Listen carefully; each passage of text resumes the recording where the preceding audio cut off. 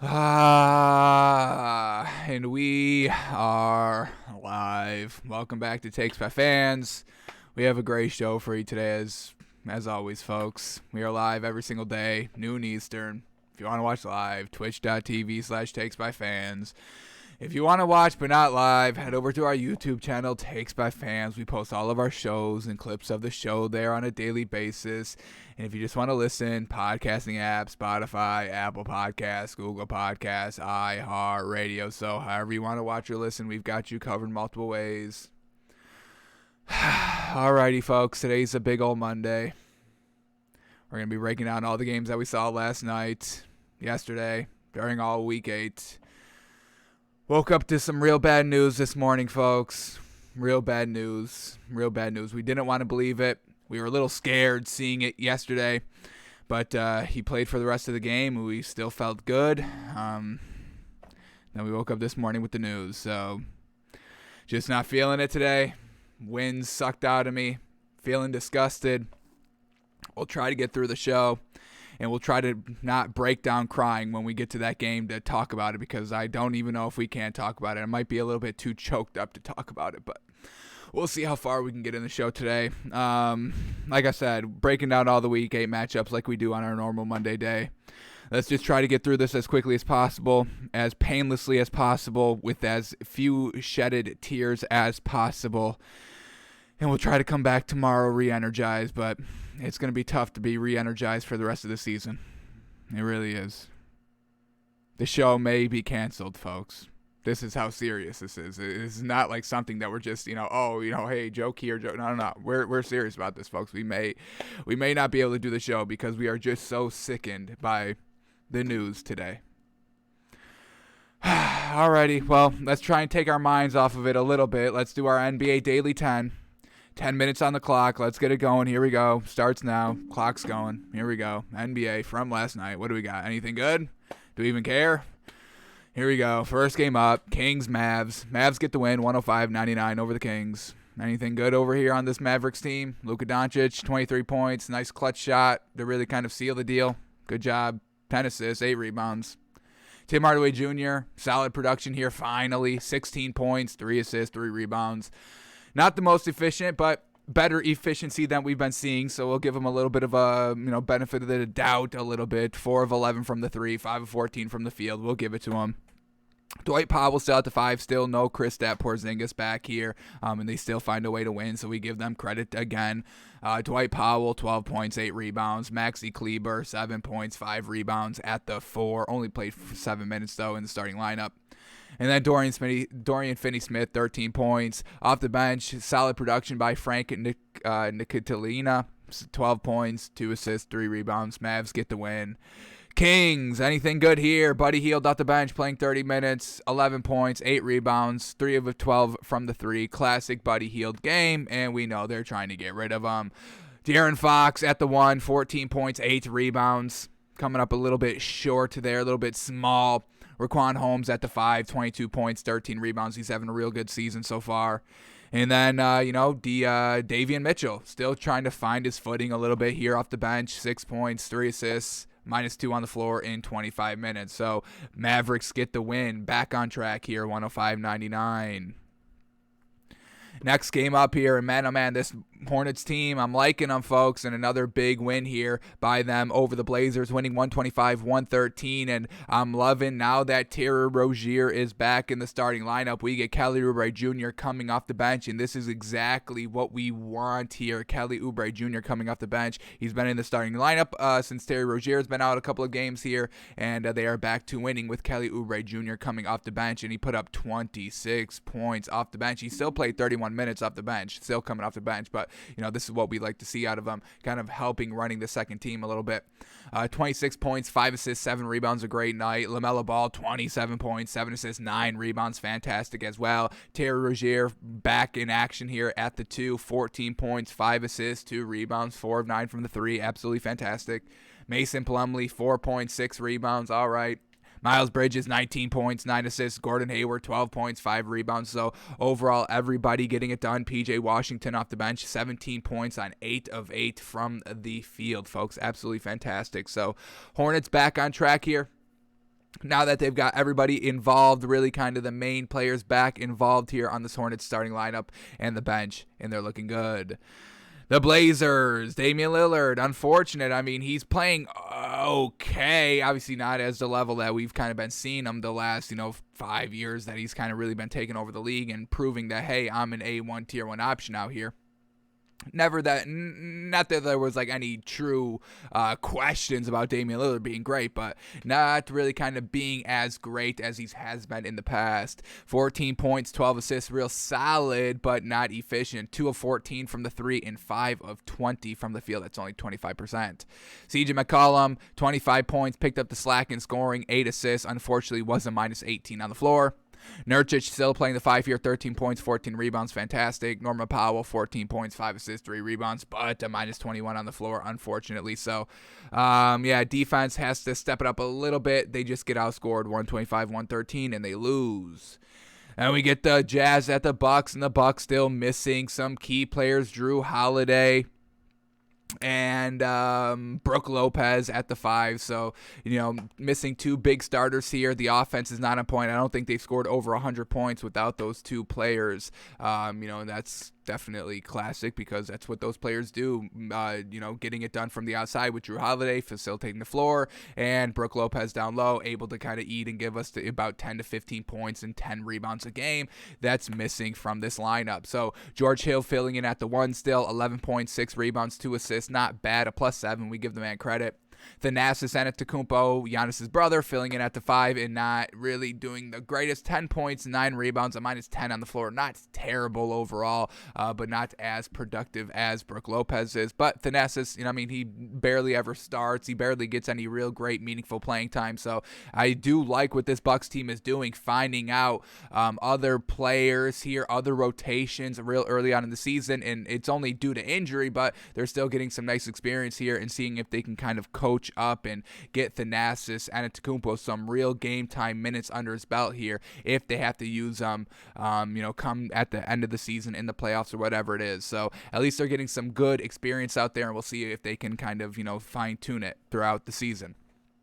Grayson Allen took 10 threes, 5 of 10 from the threes. So once again, we are still liking what we're getting from Grayson Allen here on this Bucks team. They're just not 100% healthy, and we're not going to blame that on Grayson Allen. So we are still liking this Bucks team when they get back full healthy. Grayson Allen, 18 points, 6 rebounds, a -3 on the floor. Not bad. In a how many point loss? We get a 12 point loss, So not bad overall here by Grayson Allen. Giannis, 25 points, 6 assists, 7 rebounds, classic game, 2 steals, 2 blocks, all of that. Unfortunately, just didn't have that scoring to kind of help him out a little bit. And then Pat Connaughton, 5 points, 5 rebounds. And then for this Jazz team, everybody just getting it done. I mean, Donovan Mitchell, 28 points. Mike Conley, 20 points. Fantastic. Rudy Gobert, 19 points, 13 rebounds. Bogdanovich, 14 points on only 1 of 5 from 3, so definitely got to clean up. Both Bogdanoviches definitely got to clean up the threes a little bit. We were shouting them out every single game, every single day last season, and they've just been a little lackluster out of the gate, so we'll see if they can return to great form. And then this bench that we love, Jordan Clarkson, 15 points on 17 shots, second most shots taken, and he only played 25 minutes off the bench. Classic Jordan Clarkson game. And then Hassan Whiteside, 4 points and 9 rebounds in 17 minutes. We are loving it, folks. Real solid team here by the Jazz, and they are able to take care of business over the Bucks. All right, Pistons, Nets. Pistons, we say this all the time. They've got nothing good. Jeremy Grant, their best player, 11 points, 4 rebounds. Sadiq Bey, their second best player, 9.6 assists. That's not going to get it done by your top 2 players. And the only other players in double-digit figures was Josh Jackson off the bench, 12 points, and Corey Joseph off the bench in 13 points. So, like we know, this Pistons team is not good. The Nets, though, James Harden, first triple-double of the season, 18 points, 12 assists, 10 rebounds, getting it done. Joe Harris, 12 points, 2 of 4 from the 3. Kevin Durant, 23 points on 76% shooting. I mean, I know, I don't know why we're surprised looking at Kevin Durant's shooting percentage every single game, but it's always just so gosh dang consistent, folks. And I know Kevin Durant's one of the best players, and we shouldn't be shocked by it, but I'm just always pleasantly, it's not even surprised, I'm just pleasantly pleasantly glad. I'm pleasantly glad every time I look at Kevin Durant's stats, because I'm like, this is the most efficient basketball player that there is in the entire NBA, folks. So Kevin Durant doing classic Kevin Durant things out here. Blake Griffin, 20 minutes back at the 5 here, 8 points, 5 rebounds. LaMarcus Aldridge still being fantastic here off the bench, folks. And we just are a little concerned on how long it will last. We would love this to last and be as consistent as it was from game 1 to game 82 and in the playoffs and in the finals and all that if they can get there. LaMarcus Aldridge, 21 minutes off the bench, 16 points, 3 rebounds, a plus 13 on the floor, 7 of 8 from the field. Absolutely fantastic. And let's also shout out DeAndre Bembry, 15 points and 7 rebounds. So the Nets get the big old win, 117-91, an absolute blowout. And then the last game of the night here, Rockets at the Lakers. This Rockets team, like we know, nothing really that great, but they kind of held their own a little bit against the Lakers. The Lakers were able to kind of pull away in the fourth quarter to get it done. So Christian Wood, still their best player, hands down, no debate, no question. 16 points, 13 rebounds, playing the 4 here, fantastic. Daniel Tice, 3 points, 4 rebounds, 21 minutes at the 5. They need a better 5. You could put Christian Wood at the 5, like they were kind of, I think they did that all last season. No, I'm pretty sure Christian Wood was playing the 5 the entire year last year. But they move him to the 4. Daniel Tice, we know, is nothing good, folks. Even with the Celtics, we never really liked him. Didn't want him playing, wanted Robert Williams over him and all that. But here he is, Weasley. Weaseling. It's a little disrespectful there. Daniel Tice weaseling his way into another starting lineup here for this Rockets team. Kevin Porter Jr., 13 points, 9 rebounds. Nothing great by this Rockets team. They only put up 85 points, folks. It's not a good team overall. And then this Lakers team, folks, Carmelo Anthony to start the season has been absolutely on point. 23 points off the bench here, efficient as heck. LeBron James, 15 points, 8 assists, 4 steals. Anthony Davis playing the 5 here, 16 points, 3 rebounds.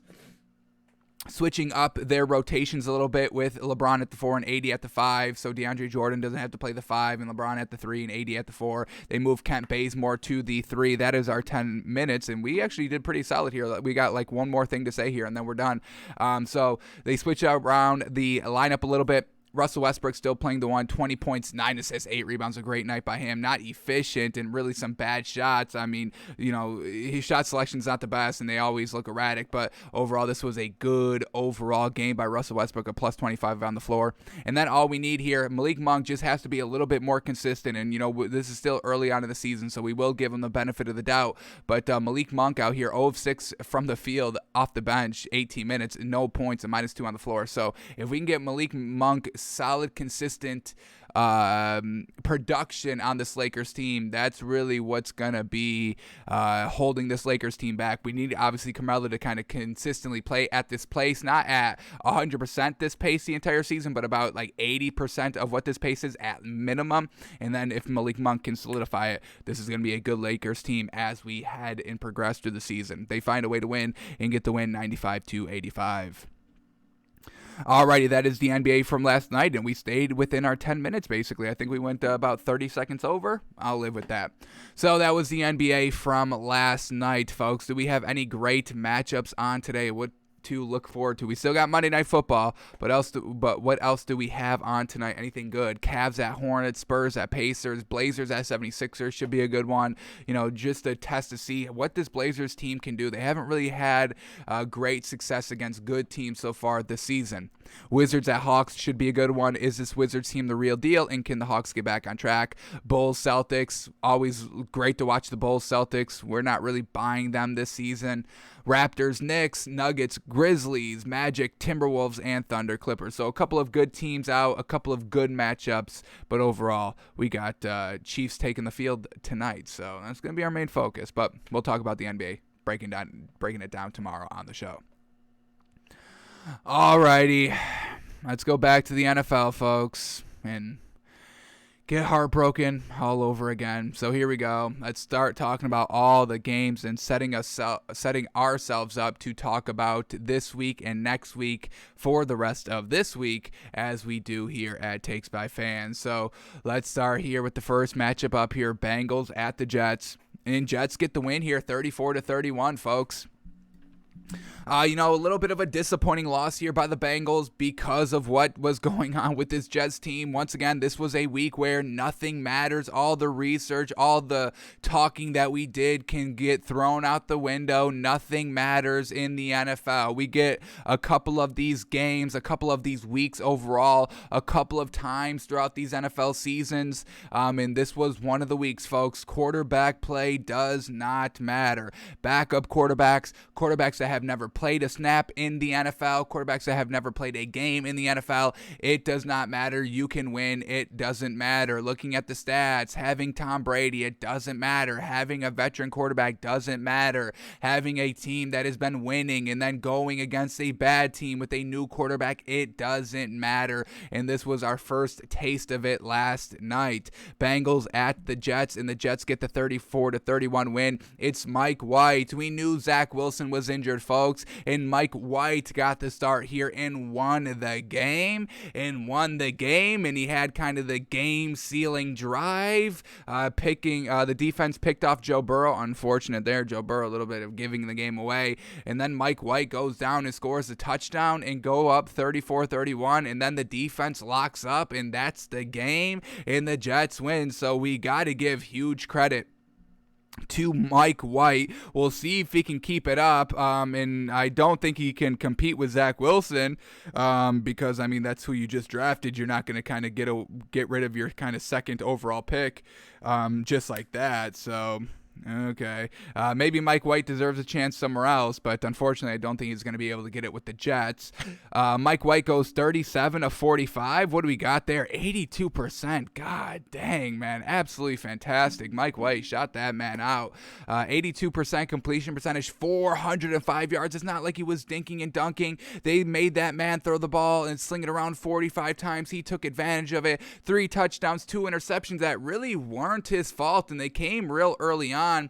First interception, and the Bengals can't do anything with it. They go for it on fourth and goal from the 3 and don't get it. Once again, Zach Taylor a little aggressive right there for really no reason. This is your second drive of the game. Come away with some points. You're down 7-0. They try to tie it up right off the rip, and once again they lose by 3. You had an opportunity for a guaranteed 3 points right there, and you don't take it. Once again, we're seeing this trend real early on in the games. These younger head coaches wanting to make a name for themselves. Zach Taylor, Cliff Kingsbury, even a little bit. Kevin Stefanski. I think there's one more I'm blanking on. Who's the other one?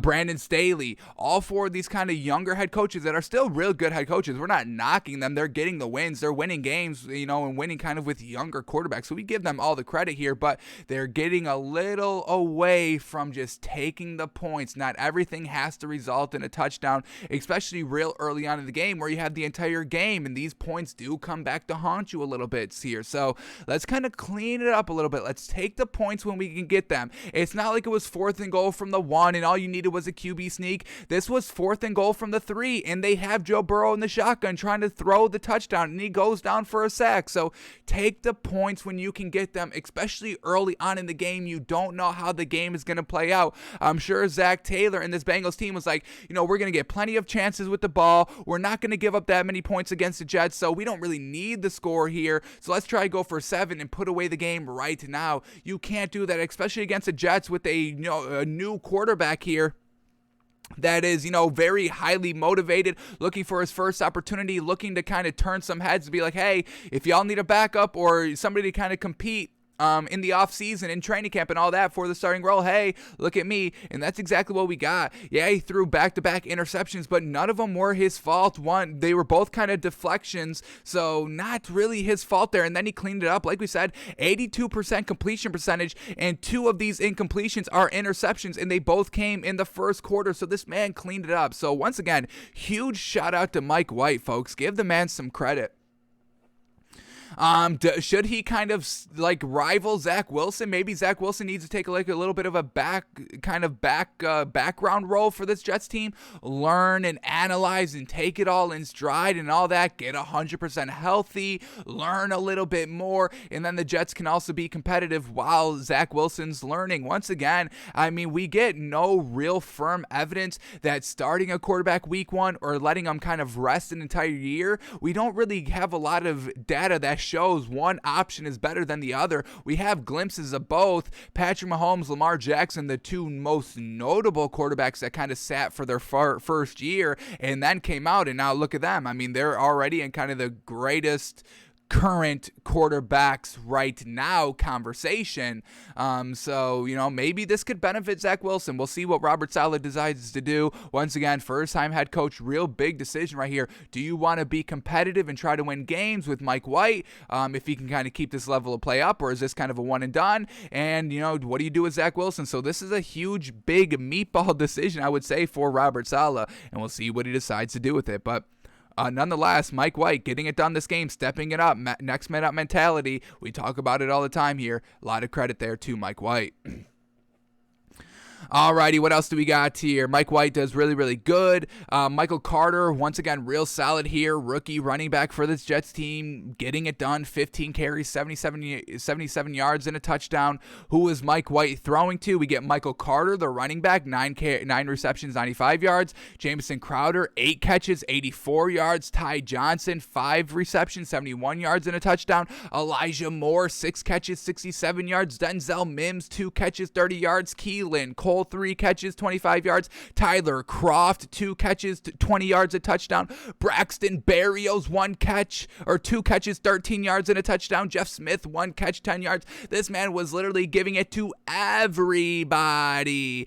His running backs, his actual wide receivers, the rookie wide receiver, Elijah Moore, 6 catches, 67 yards. I don't think Zach Wilson has given Elijah Moore this good of a game so far. I think this is Elijah Moore's best game.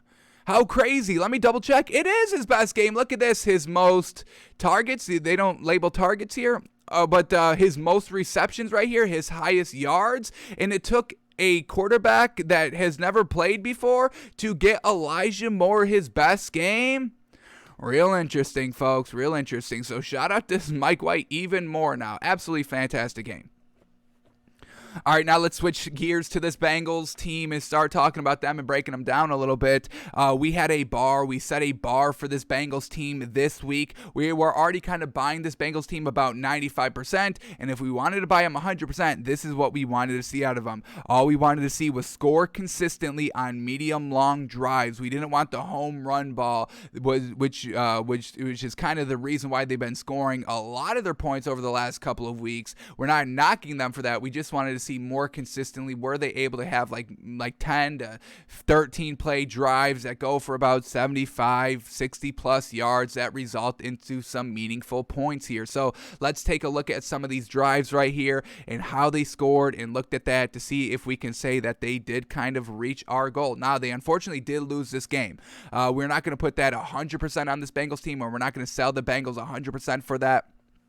For losing this game. It's unfortunate. Wonky situations happen. This is NFL. This is football. This is betting on sports, all that. This is like the prime game of, hey, everything could not matter. Whatever you see, whatever you talk about, whatever you think about this game, it doesn't matter. We get, like I said at the top of the show, we get a couple of these games, a couple of these overall weeks here in the NFL a couple of times a season, and this is a perfect example for it. So the Bengals, they turn it over on downs after the interception on 4th and goal, can't get it. Then they get another interception and are able to capitalize on a 15-yard drive that results in a touchdown. Then they go on a 10-play, 65-yard drive that results in a touchdown, and they drove the ball decently down the field right there. This is exactly what we wanted to see. And then a field goal drive, 6 plays for 46 yards that results in a field goal. But look at this, a one-time big play right here, 46 yards that went big, and then we get pass incomplete, a 4-yard penalty, a pass incomplete, and then they have to settle for the field goal, unfortunately. So one kind of, one big hitter on that drive. Then we get another touchdown. That's once again a one big hitter, a 54-yard pass that brings them right into the goal line, basically, and they're able to capitalize, which is still good. Then they go on another touchdown drive, 14 plays, 75 yards, and they really don't have that one big play that really set everything. Their biggest play was 21 yards, and that's an average-ish big play. It's not a 50-yard, it's not a 60-yard. That kind of brings them right to the goal line, so that's fantastic. And that was really their only big drive of the game. So they did it kind of 50-50, big plays, good drives, all of that. So we're still going to be hovering about 95%. We're not going to buy them 100%. Definitely not that they lost and all that. So we are still good on this Bengals team. And we'll see kind of next week how they bounce back off of this loss. But Bengals lose 34-31. Let's quickly go over these stats here, and then we will move on to the next matchup. We get Joe Burrow going 21 of 34. 21 of 34, only 61%. Mike White just threw 82%. Yikes. 259 yards, which is real good. 3 touchdowns, 1 interception. His interception came very unfortunately when they had a chance to go down and win the game. They were down 31-20, they're up 31-26. You have a 5-point lead right here, and all you have to do is just eat up the clock. But Joe Burrow on the first play of the drive throws an interception, and then the Jets are able to take it down for a touchdown, and they get one more crack at it. But unfortunately, they set up a 4th and 19 and have to punt because Joe Burrow took a sack. So unfortunate timing there by Joe Burrow for the interception and the sack right there. That kind of loses them the game, unfortunately. Joe Mixon goes 14 carries for 33 yards and a touchdown. He was looking real solid all game long in the run and pass game. Who was Joe Burrow throwing to this game? T. Higgins, leading receiver, 4 catches, 97 yards. Tyler Boyd, 5 catches, 69 yards and a touchdown. Joe Mixon, third leading receiver, I should say, 4 catches for 58 yards and a touchdown. CJ Uzama, 4 catches, 33 yards. And then look at this, folks. Jamar Chase, 3 catches for only 32 yards and a touchdown. So this is kind of another good silver lining for this Bengals team. They were able to move the ball decently throughout the entire game, put up 31 points, all that, without really utilizing Jamar Chase that much. They tried to. He had 9 targets. He was the most targeted receiver for the Bengals, but he didn't get the most production, and they were still able to put up 31 points. So that's a little bit of a silver lining for this Bengals team heading into next week, even though they lost against an opponent they really shouldn't have lost to in the Jets. But shout out to Mike White. That's all we can say. Shout out big time to Mike White, and we'll see how long. I think Zach Wilson may be out for at least one more week, so we'll see if Mike White can really kind of put the pressure on Robert Saleh. Will be like, hey, let's roll with me until, we start floundering a little bit. Then you can go back to Zach Wilson. But Jets get the win 34-31 over the Bengals. Okay, here we go, folks. We've arrived at the thing that is going to absolutely kill me as we talk this through. So if we cry, if we break down, I truly apologize, but here it is, folks. Titans get the win, 34-31, which is great. But Derrick Henry, folks. Derrick Henry is going to be out for the year, folks. The concern on Titans running back Derrick Henry is a Jones fracture that would require surgery and end his season per sources, folks. Sources say Derrick Henry is out for the entire year. You see what happens when you mess with Vegas, folks? They put a curse on you, get you injured. Vegas has disrespected this Titans team the last 3 weeks. The Titans have taken that disrespect and threw it right back in the face of Vegas. We cashed out. We bet.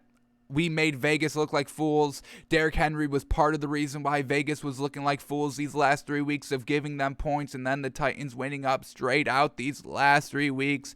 And we know Vegas doesn't lose money, and when Vegas lose money, they look to kind of make it right. They make the situation right, folks. You know what I mean? Little wink here, little wink there. They make the situation right. They don't like to be made to look like fools, folks. You think the mob? You think Tony Soprano wanted to be made to look like a fool? You saw what Tony Soprano did to the people that made him look like a fool? Yeah? Made him sleep with the fishes a little bit? Vegas is kind of the same way, folks. And Derrick Henry was making them look like fools. So they had to kind of call in a favor do a little curse. It was Halloween. Coincidence? Got the witches involved, folks. I mean, this is what we're going up against. So I know we speak very highly here, but there's some other powerful outside forces here that could really put the pressure on when they need to kind of get their message across. They don't like to make money. They don't like to lose money, and they don't like to be made fools of. We've made them look like fools and have stolen their money, and Derrick Henry was also a huge part of that as well. So watching what they did to Derrick Henry may put us in line a little bit as well. So Derrick Henry, how it's heartbreaking, folks. It's soul crushing. No more Derrick Henry, and he's the lifeblood. Like, we won't take the Titans for the rest of the season, folks. I mean, Vegas has truly made it clear we will not take any of their money, folks. We are not going to be betting on this Titans team. The only main reason why we were betting on this Titans team was because of the king, the man. And now we can't do that anymore. I still like Ryan Tannehill. I believe in him decently. But, I mean, this was the soul of the team. This was the team. He is the Titans. Everybody else is just Tennessee. He's the Titan. Their team should be renamed the Tennessee Titan. He's the only Titan on the team. So for that, we've got to truly do everything that we can to try and re-go against the curse, to cancel out the curse as much as we can. So we're going to be moving Derrick Henry to our center portion of our canvases that we have. So let's take a second to quickly move this canvas over a little bit here. He's so great, folks, and we're going to miss him for the entire year. One of the best running backs of all time. Already the greatest running back in the history of the NFL. And unfortunately, we're not going to be able to see him for the rest of the year. We're hoping that this is just a sick joke. A little bit of a trick. A trick? Was this a trick? Did the NFL give out tricks instead of treats last night? Is this why they're doing it to us? So, Derrick Henry, middle section of our canvases now. Super unfortunate. Let's talk this game through. Here we go. Titans ended up winning. We all knew that this would happen, folks. Carson Wentz, he's not the guy. This Colts team is not the team. And the Titans advanced to 6-2 on the season, winning 34-31 and winning in overtime. Let's start here with the Titans since they got the win. Ryan Tannehill goes 23 of 33. Which is 69% completion percentage, absolutely fantastic. 265 yards, absolutely fantastic. 3 touchdowns, absolutely fantastic. 2 interceptions, not great. But his first interception came in the first drive, not great, and then they took it and went down for a touchdown and made it 14-0.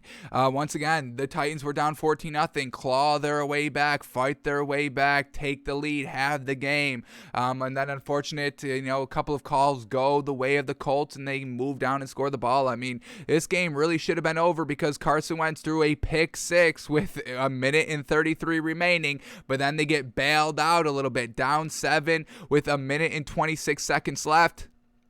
They find themselves in a 3rd and 16. Carson Wentz kind of throws it up, and Michael Pittman Jr. is there to make the catch. Once again, kind of a Hail Mary type situation that gets caught.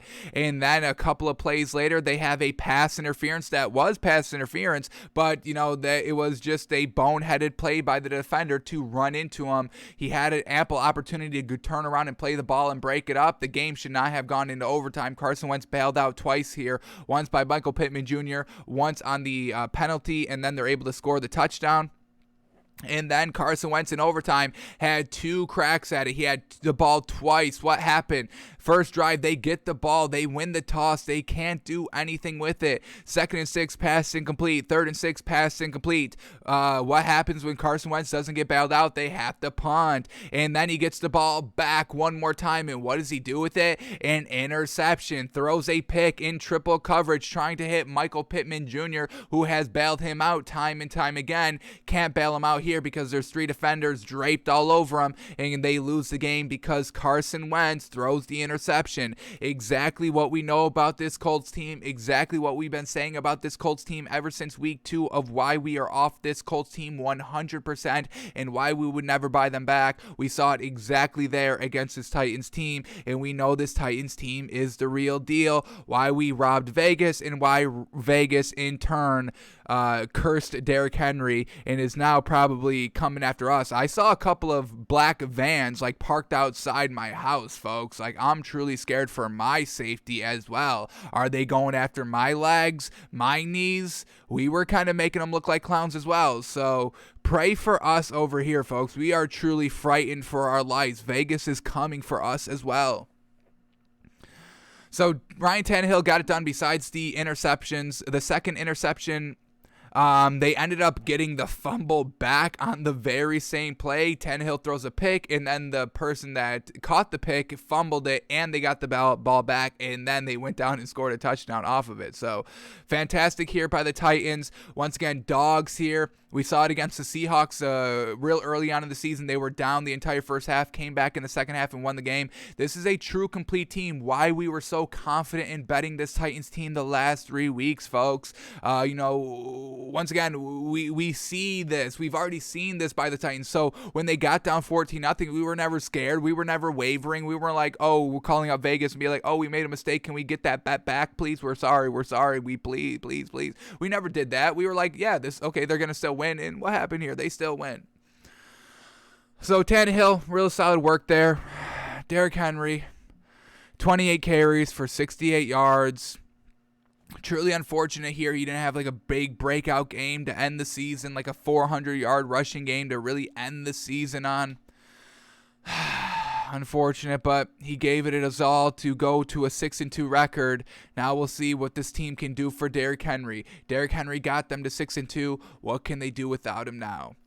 And who was Ryan Tannehill throwing to? Going to A.J. Brown, no Julio Jones. A.J. Brown targeted 11 times, 10 receptions for 155 yards and a touchdown.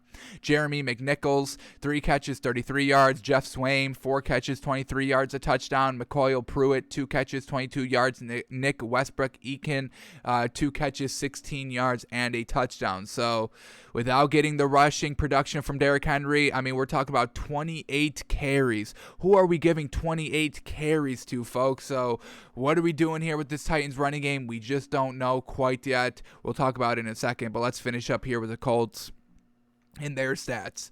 Carson Wentz goes 27 of 51. That's nothing great, folks. 27 of 51.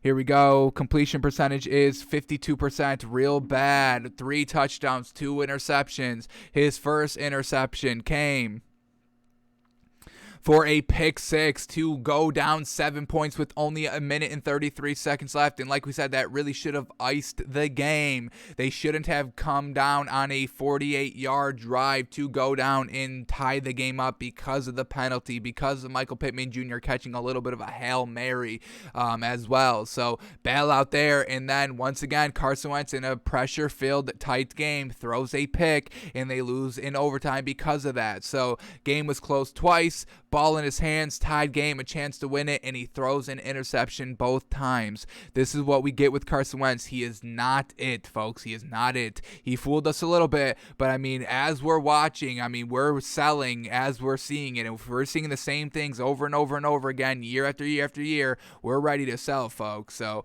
we've been sold Carson Wentz. Best decision ever. They're 3-5. All right, running back wise here, and we know the Colts have 3 great ones. We'll see what they do. Jonathan Taylor, 16 carries, 70 yards, and a touchdown. Great running performance there. Nyheim Hines only ran it once because they are still good on Jonathan Taylor. Now, Marlon Mack did not play this game. Interesting, because we've got the trade deadline coming up tomorrow at 4 o'clock. So we've seen them use Marlon Mack this season, but it truly seems like the Colts will get rid of Marlon Mack because they did not play him in kind of the final game right before the trade deadline. So we'll see if the Colts will offer the Titans Marlon Mack. Maybe they're salty about this loss and be like, no, go fuck yourself. We're not giving you it. Also, they're in the same division, so probably don't give him Marlon Mack, so he's off of the table. But let's quickly finish up here with the wide receivers. Then we will get to the running backs. I promise, folks, that the Titans could get. Michael Pittman Jr., leading receiver here for the Colts, 10 catches for 86 yards, 2 touchdowns. Fantastic work here by Michael Pittman Jr., who we know is fantastic. Then we get Jonathan Taylor, 3 catches, 52 yards. Zach Poshkel, 5 catches, 43 yards. Nyheim Hines, 4 catches, 22 yards. T.Y. Hilton, 2 catches, 16 yards. He got knocked out of the game, and he is not going to play this Thursday. So, once again, T.Y. Hilton not out here for Carson Wentz. Once again, a huge reason why we are off of this Colts team is because he doesn't really target his weapons. We set a bar to buy this Colts team, and they didn't get anything. They did not hit any of our bars. We had 3 bars. We needed to see them win, first of all. That's a loss. We needed to see 2 receivers with 100-plus yards catching. They didn't even get 1. They had Michael Pittman at 86. That was close, but that's not even 1. And then we needed 67% completion percentage with no interceptions, 52% completion percentage, and 2 interceptions. So we're not going to be buying this Colts team. No way. Didn't hit any of our bars, so still selling this Colts team like we should be, so that's great on us. Alrighty, and now let's talk about this Derrick Henry situation a little bit more. So out for the year, most likely. We're hoping it's just a trick, hoping it's a late prank here, late Halloween trick prank. But running backs that are available on the free agent market, Todd Gurley, probably can't go that route. The man, he's got arthritis in the knees, folks. How bad? Adrian Peterson, now they are kind of expected to bring him in for a workout here. So we're hoping Adrian Peterson can maybe, not lose the season. Frank Gore, I think we go Adrian Peterson over Frank Gore, a little bit more fresher, a little bit more spring in his chicken. Deontay Foreman could potentially be good. Jordan Wilkins, Kerryon Johnson, Darius Juice, Bo Scaribo, Alfred Morris. I could go for some Alfred Morris as well. He's got a couple of 1,000-yard rushing seasons. TJ Yeldon, Ito Smith. But then we're hearing this as well, and I am all about this. So, like I said, they are expected to bring in Adrian Peterson this week, but they are also bringing in, or also trying to call and check on running back Phillip Lindsay from the Texans. And we love Phillip Lindsay. We've seen him rush back-to-back 1,000-yard seasons in his first 2 years and then get shipped off to Houston for no reason. Now, what is going to make this trade very hard to do is that we just saw the Texans trade Mark Ingram. Now they've only got 2 running backs, and they're good, Phillip Lindsay and David Johnson. But now if they trade Phillip Lindsay, now they've only got David Johnson. So I doubt the Texans trade another one of their running backs, but Phillip Lindsay for the Texans, we would all be about that, folks. Absolutely, we'd be all about that. So it's really seeming like Adrian Peterson, and then if they make a trade, it's going to be probably Marlon Mack or Phillip Lindsay, and both of those are going to be hard. Like we said, the Texans, because, hey, we only have 2, and the Colts, like, hey, no, we're a division rival. You just beat us. Hey, go fuck off. You beat us twice, actually, this season already. How crazy. 8 weeks into the season, and the Titans have already beaten the Colts twice. And we've cashed in both times, but we digress on that. So, Derrick Henry, we wish you the speediest of speedy recoveries. If you need anything, any body parts from us, you can hit us up. That's fine. I would give you everything. I'll give you everything I have. We didn't think it could happen to the machine, to the king. And here it is, folks, because of Vegas. Derrick Henry, we will avenge you. You can guarantee that. I will take down Vegas single-handedly. And I know I'm putting myself in jeopardy by saying this out loud. I'm sure they've got my place bugged. I'm sure they're listening live to this podcast right now. I'm sure they're relaying all this information to the vans parked outside my house. So as soon as I step out of the door, they come and get me and kidnap me and break me down. So if I act a little bit weird in the upcoming couple of days, you know what has happened to us, and please tell our story. So Derrick Henry, thank you for the last 3 weeks. That's all I can really say. Thank you for the last 3 weeks.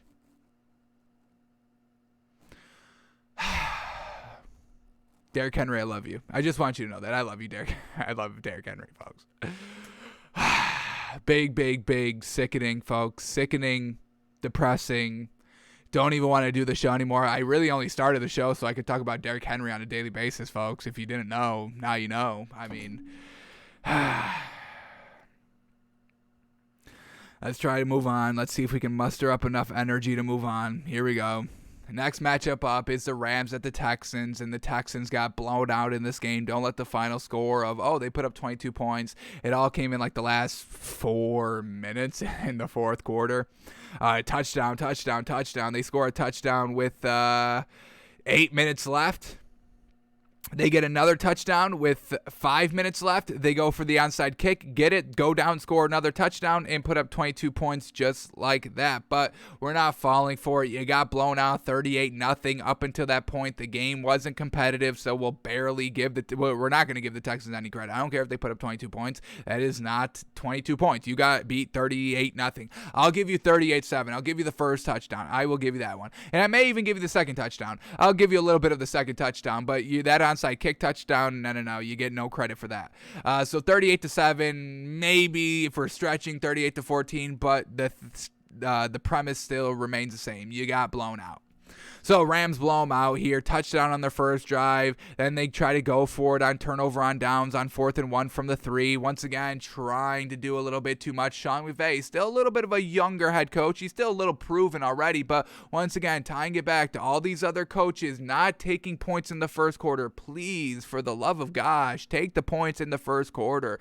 Get the points. You never know how the game's going to turn out, folks. Games are usually wonky. Yes, we always call, we kind of talk, the high spreads and, calling some teams trash and all that. But these are grown men. These are actual teams. These are professional athletes. They rarely get blown out back to back. They're rarely non-competitive week after week after week. They get competitive. Things happen. The bounce of the ball, goes not your way every single time. And then the games get close, just like the Jets game and all that. So take the points when you can get them, at least in the first quarter. When we're kind of trying to go for it, down in the second half, all that, then, be a little bit more aggressive, but not when, it's 7-0 and you're trying to put up points. Go and take the points. They punted they never punted in the first half, and this is what we're seeing from this Rams team a lot, scoring on every single possession, knocking on the door of scoring on the first half possessions, usually every single game. So this Rams team does get out to some real good starts offensively and scoring wise. So another great green flag of why we can keep buying this Rams team moving forward. But Matthew Stafford goes 21 of 32. 21 of 32, we get 65% completion percentage. We'll take that. 305 yards, 3 touchdowns, no picks. Fantastic. He did not fumble either. No turnovers by this Rams team. So a big old beat down without turning over the ball. Fantastic. Who was running the ball? Darrell Henderson, 14 carries, 90 yards, a touchdown. Sony Michel, 9 carries, 42 yards. Great running back by committee here. Another reason we can still buy this Rams team. Fantastic. And who was Matthew Stafford throwing to? Well, obviously, we don't even have to look this up. We know this. Cooper Kupp, 7 receptions, 115 yards and a touchdown. Von Jefferson, 3 catches, 88 yards. Robert Woods, 3 catches, 35 yards, a touchdown. So once again, Matthew Stafford not dinking and dunking, not relying on his running backs, not even relying on his tight ends out here, just going purely to his wide receivers. And unfortunately, like we are knowing, Deshaun Jackson is up for trade, and we expect him 100% to be traded by tomorrow at 4 o'clock. So fantastic here by this Rams team. Everybody doing what we need them to do. And then when we go to the Texans, we set a bar on Davis Mills. If Davis Mills wanted to continue to be the main starter, he would have to reach this bar because we know Tyrod Taylor's good to go. He was practicing, just couldn't quite go as a starter this week, but definitely expect him this week coming up, hopefully. And this is what we needed to see out of Davis Mills for our endorsement to kind of let him be the starter for next week. 70% completion percentage we wanted to see, 320 yards or more, 3 touchdowns and no picks. So that was our bar, and let's see if he achieved that. We didn't even really need to see the win. They didn't get the win. We didn't put that as a stipulation, but let's see if he made all the other stipulations, and then we'll talk it through. So he goes 29 of 38. 76% completion percentage. He checked that box. He had 310 yards. We needed to see 320. Oof. We'll see if he ran the ball any. We wanted to see 3 touchdowns, no picks. He had 2 touchdowns, 1 pick. Unfortunate. Let's see. Did he run the ball any? He did not run the ball. So only hit one of our bars here, and all those kind of yards and touchdowns came in the fourth quarter. Let's count these yards. Obviously, all touchdowns came in the second quarter. These yards, we get 6 yards, 7 yards, 8 yards, 8 yards, 10 yards, okay? The touchdown pass was a run, so we didn't have to worry about that. Second touchdown drive, we get 45-yard pass, 6-yard pass, 7-yard pass, alrighty. And then the last touchdown drive, 24-yard pass, 8-yard pass, 8-yard pass, and then a 9-yard pass for the touchdown. So about 100 yards. 100 yards all came in the fourth quarter, so really he only put up 210 yards, kind of. So Davis Mills did not reach our bar. He had the completion percentage, but it did not really get going until the fourth quarter, and the game was way over by then, 38-0. So Davis Mills officially does not have our endorsement as the starting quarterback for this Texans for next week. It's going to be interesting to see what David Culley does here. Your season's really kind of over at 1-7. Truly unfortunate for this Texans team and the Dolphins, both 1-7. Truly unfortunate. But their season is basically over. So what do you do with the Texans? Davis Mills is the rookie. You get Tyrod Taylor.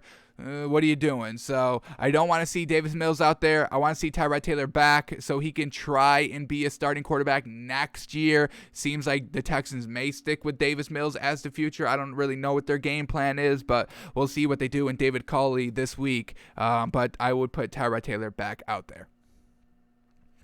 Alrighty, running game. Rex Burkhead, 4 carries for 21 yards and a touchdown. This is what we're saying. So, I mean, maybe they will. Maybe they will trade Phillip Lindsay to the Titans because, I mean, they're not even using him. I mean, you just got rid of Mark Ingram, and now you're using Rex Burkhead and Scotty Phillips, who you haven't used all season, and not using David Johnson and Phillip Lindsay, who you've had on your team this year. So maybe they will trade Phillip Lindsay, and that's fantastic. Get Phillip Lindsay to the Titans. He's not Derrick Henry, no way, but he's a little bit more scrappy, kind of like Derrick Henry. Kind of, not even like, I mean, like a 5% scrappy, but he's still a scrappy. He'll go up the middle. He'll go up the gut. He's not afraid of contact. He is a more physical runner. He's got good speed as well. So Phillip Lindsay to the Texans, that's my favorite endorsement. Adrian Peterson, yeah, but how is he gonna look? Is he gonna be good? Veteran, really older in this league. I would give it to Phillip Lindsay over Adrian Peterson. No disrespect to Adrian Peterson, he's done it. He's a legend. He's one of the greatest running backs of all time. But I think for what this Titans team really needs, I think maybe more of a spring chicken back there in Phillip Lindsay, because they're gonna have to work him. I mean, is Adrian Peterson up for 28 carries a game, 30 plus carries a game? Maybe, because hasn't played the first 8 weeks, so he got fresh legs. But once again, he's like 30. Let's get his official age up here. I want to say he's like 38, 37. Actually older than that. Actually, maybe older than that. Maybe I underballed it. Let's quickly see. Adrian Peterson, what do we got age-wise? He is, only 36. Okay. That's doable. That's workable. Okay. I a little disrespected there. Call him a little bit older than he is. Okay. I'll give him a little bit of credit. Last season with Detroit, started 10 games, ran for 604 yards. How many rushes did he have? He had 156 rushes, folks, in 10 games. That's not what Derrick Henry does. Let's quickly get a kind of rushes per game, attempts per game. He's only doing 9, folks. Adrian Peterson is only doing 9 attempts a game. Rushing attempts a game. His highest was 22.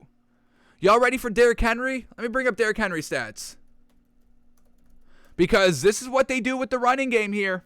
They only got one running back that gets it all done, and that's Derrick Henry. Derrick Henry's rushes a game last season, 27. The year before that, 23. The year before that, 20. So the last 3 years, 20 rushes a game, 23 rushes a game, and 27 this season, folks. So Is Adrian Peterson going to be able to do that? Is he going to be able to last that? The last time he ran for 20 times a game was in 2017 with the Cardinals, but he only played 6 games that time. The last time he ran for 20 yards an entire season was 2015 with the Vikings, and he ran for 1,400 yards, led the league that season. How crazy, 2015. So we'll see what they do with Adrian Peterson here and Phillip Lindsay. All right, so you're not even running the ball with Phillip Lindsay. And then who was Davis Mills throwing to? Brandon Cooks, leading receiver. Good job there. He's your best weapon, absolutely. 6 receptions, 83 yards and a touchdown. Nico Collins, 4 catches, 55 yards. Jordan Akins, 5 catches, 53 yards. Braven Jordan, 3 catches, 41 yards, a touchdown. Rex Burkhead, 3 catches, 27 yards. Chris Connolly, 1 catch, 24 yards. Chris Moore, 2 catches, 16 yards. So he was spreading the ball around, which was good. Just didn't make a difference up until the fourth quarter when the game was already over. So Rams get the win 38-22.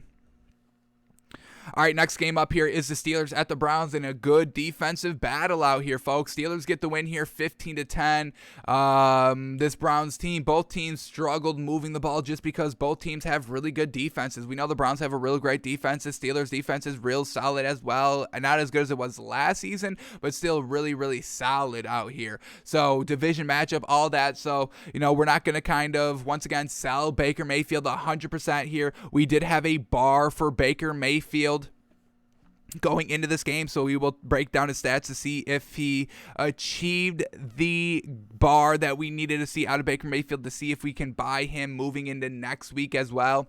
But I mean, what we know about Baker Mayfield is that he's just not kind of the clutch quarterback, the clutch guy to go down and, when they're down last possession, to go down and score the field goal or touchdown to win the game and have like a walk-off kind of touchdown drive. That's just not Baker Mayfield, and we saw that yesterday against the Steelers team.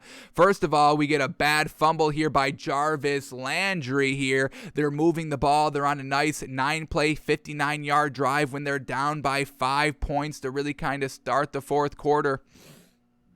And unfortunately, they get 2nd and 8 at the Steelers' 32-yard line, and Jarvis Landry fumbles the ball. Now, the Steelers don't score off of that, but now you only have one more chance to really go down and get it done, and this is where the kind of non-clutch Baker Mayfield comes in. We get a 4th and 12 at the Steelers' 26, and it's just unfortunate Baker Mayfield cannot make that pass, and unfortunately they lose the game because of that. So Jarvis Landry fumbles the ball, and then it's in the hand of Baker Mayfield to go down and win the game, and unfortunately he could not get it done. So exactly what we know about Baker Mayfield. He keeps you in the game, but he's not going to win the game for you. So we are officially decreasing his status this year. Coming into the season, we had him as above average game manager tier right alongside Ryan Tannehill, but not anymore. He's just an average game manager. He doesn't make the difference of you winning the games and single-handedly taking you down in those key scenarios to win you the game like Ryan Tannehill does, folks.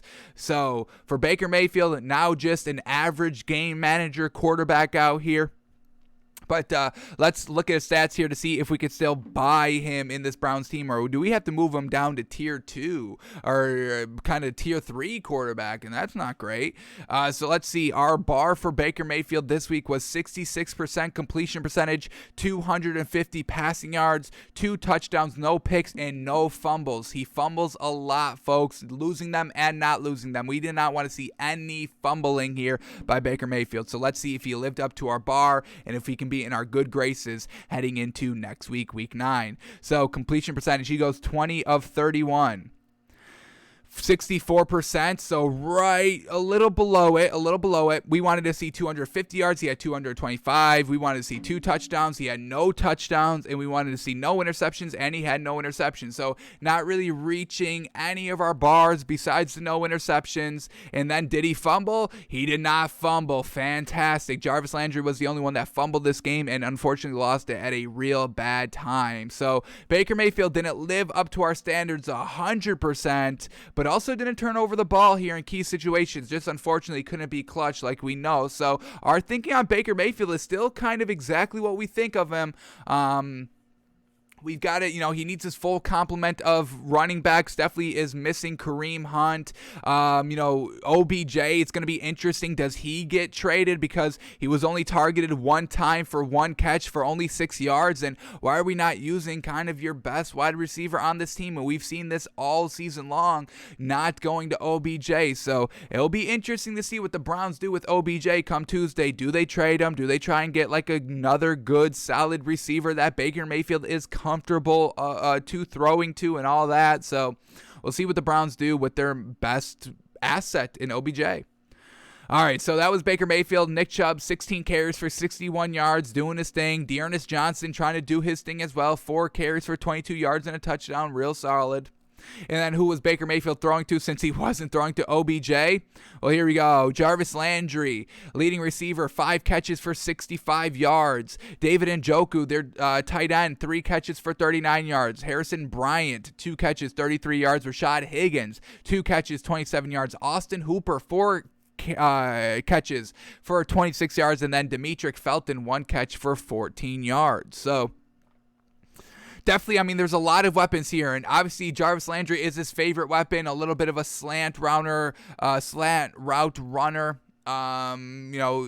Good speed, so he gets out into open space. That's who kind of Baker Mayfield likes to get the ball to here. But, with Rashad Higgins and Austin Hooper, you can definitely get them more involved as well. And OBJ, obviously, you can get more involved as well. So we'll see what the Browns do with their weapons. And if kind of Baker Mayfield can start to kind of take that next step and just putting it all on him and making the right throws at the crucial parts of these games to step up and single-handedly march your team down the field and win the games by scoring those walk-off touchdowns. That's Baker Mayfield's next step, and he's struggling achieving that step because this goes back last season as well. He was not getting it done in the clutch. The overall team was good because it's stacked, and Kevin Stefanski usually calls the plays well, but unfortunately could only put up 10 points this game.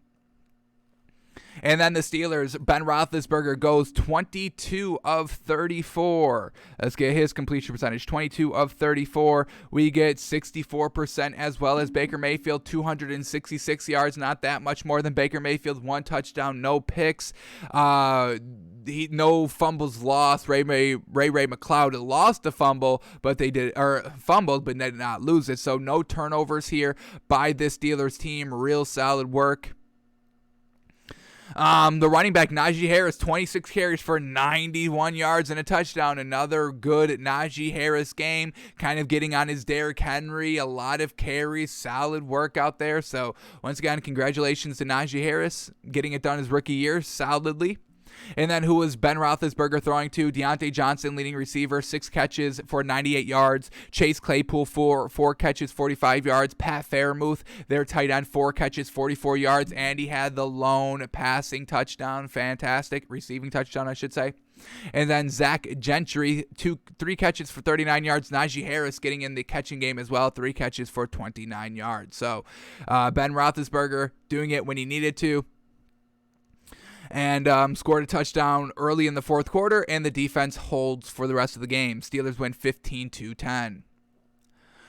Alrighty, another blowout in this game. Eagles at the Lions here, and the Eagles win 44-6, and this was a value that we definitely missed. We know this Eagles defense is real good, and we already knew our thinking was the Lions offense would come in lackluster because they really spent all of their gas in the tank on last week's loss against the Rams trying to win that game. And that was the closest game they had all season from start to finish, and unfortunately it comes up with Jared Goff being Jared Goff, throwing an interception on the final drive to potentially win. So this was on us, folks. We apologize. This was the best value of the week. It was like Eagles only -4, and we just didn't take it. So we do apologize for missing the value. We usually don't miss the value, folks, but this is the one that we are kind of kicking ourselves. And I know hindsight is always 20/20 and all that, but we should have done better. So we truly apologize for not giving y'all that information. This was the bet, and we did not take it. So the Eagles get the big old win 44-6, but I mean, when we look at their stats, it's not like, they're just kind of a little bit mind-boggling. The running game was absolutely destroying the Lions because Jalen Hurts only went 9 of 14, folks. 9 of 14 for 103 yards, no touchdowns, no picks. That's what Jalen Hurts did in the passing game to put up 44 points, folks. Absolutely crazy. So he goes 9 of 14. 64% completion percentage, 103 yards, just kind of getting it done. But the running game took over. Jalen Hurts ran 7 times himself, leading rusher 71 yards. Boston Scott, 12 carries, 60 yards, 2 touchdowns. Jordan Howard, 12 carries, 57 yards, 2 touchdowns. Kenneth Gainwell, 13 carries, 27 yards. So running back by committee. I mean, we're talking 4 strong here. We're counting Jalen Hurts in that 4 strong, folks. 3 officially by running backs, whatever you want to call it. But the running game was absolutely obliterating the Lions. Put up like 200 yards rushing alone. Holy moly. So, Eagles just get it done. They scored the ball. This was great as well. This is what we needed to see from the offense to kind of jumpstart them. We wanted a big scoring game.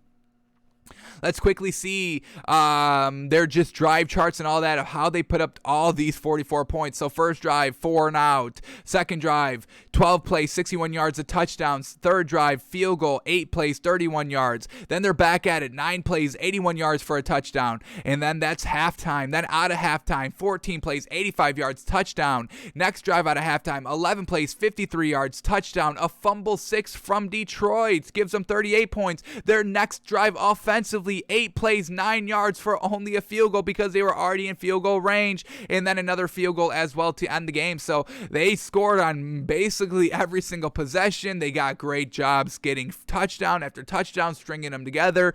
Great job getting it done out of halftime. This was the small building block that this Eagles offense needed. We know this defense for the Eagles is real solid, potentially like number 10. I would say like really kind of number 12, 11, 10 overall in this league. Real solid. They can get after the quarterback. They can make it hard on you to put up the points. They can make it hard for scoring in the red zone and all that.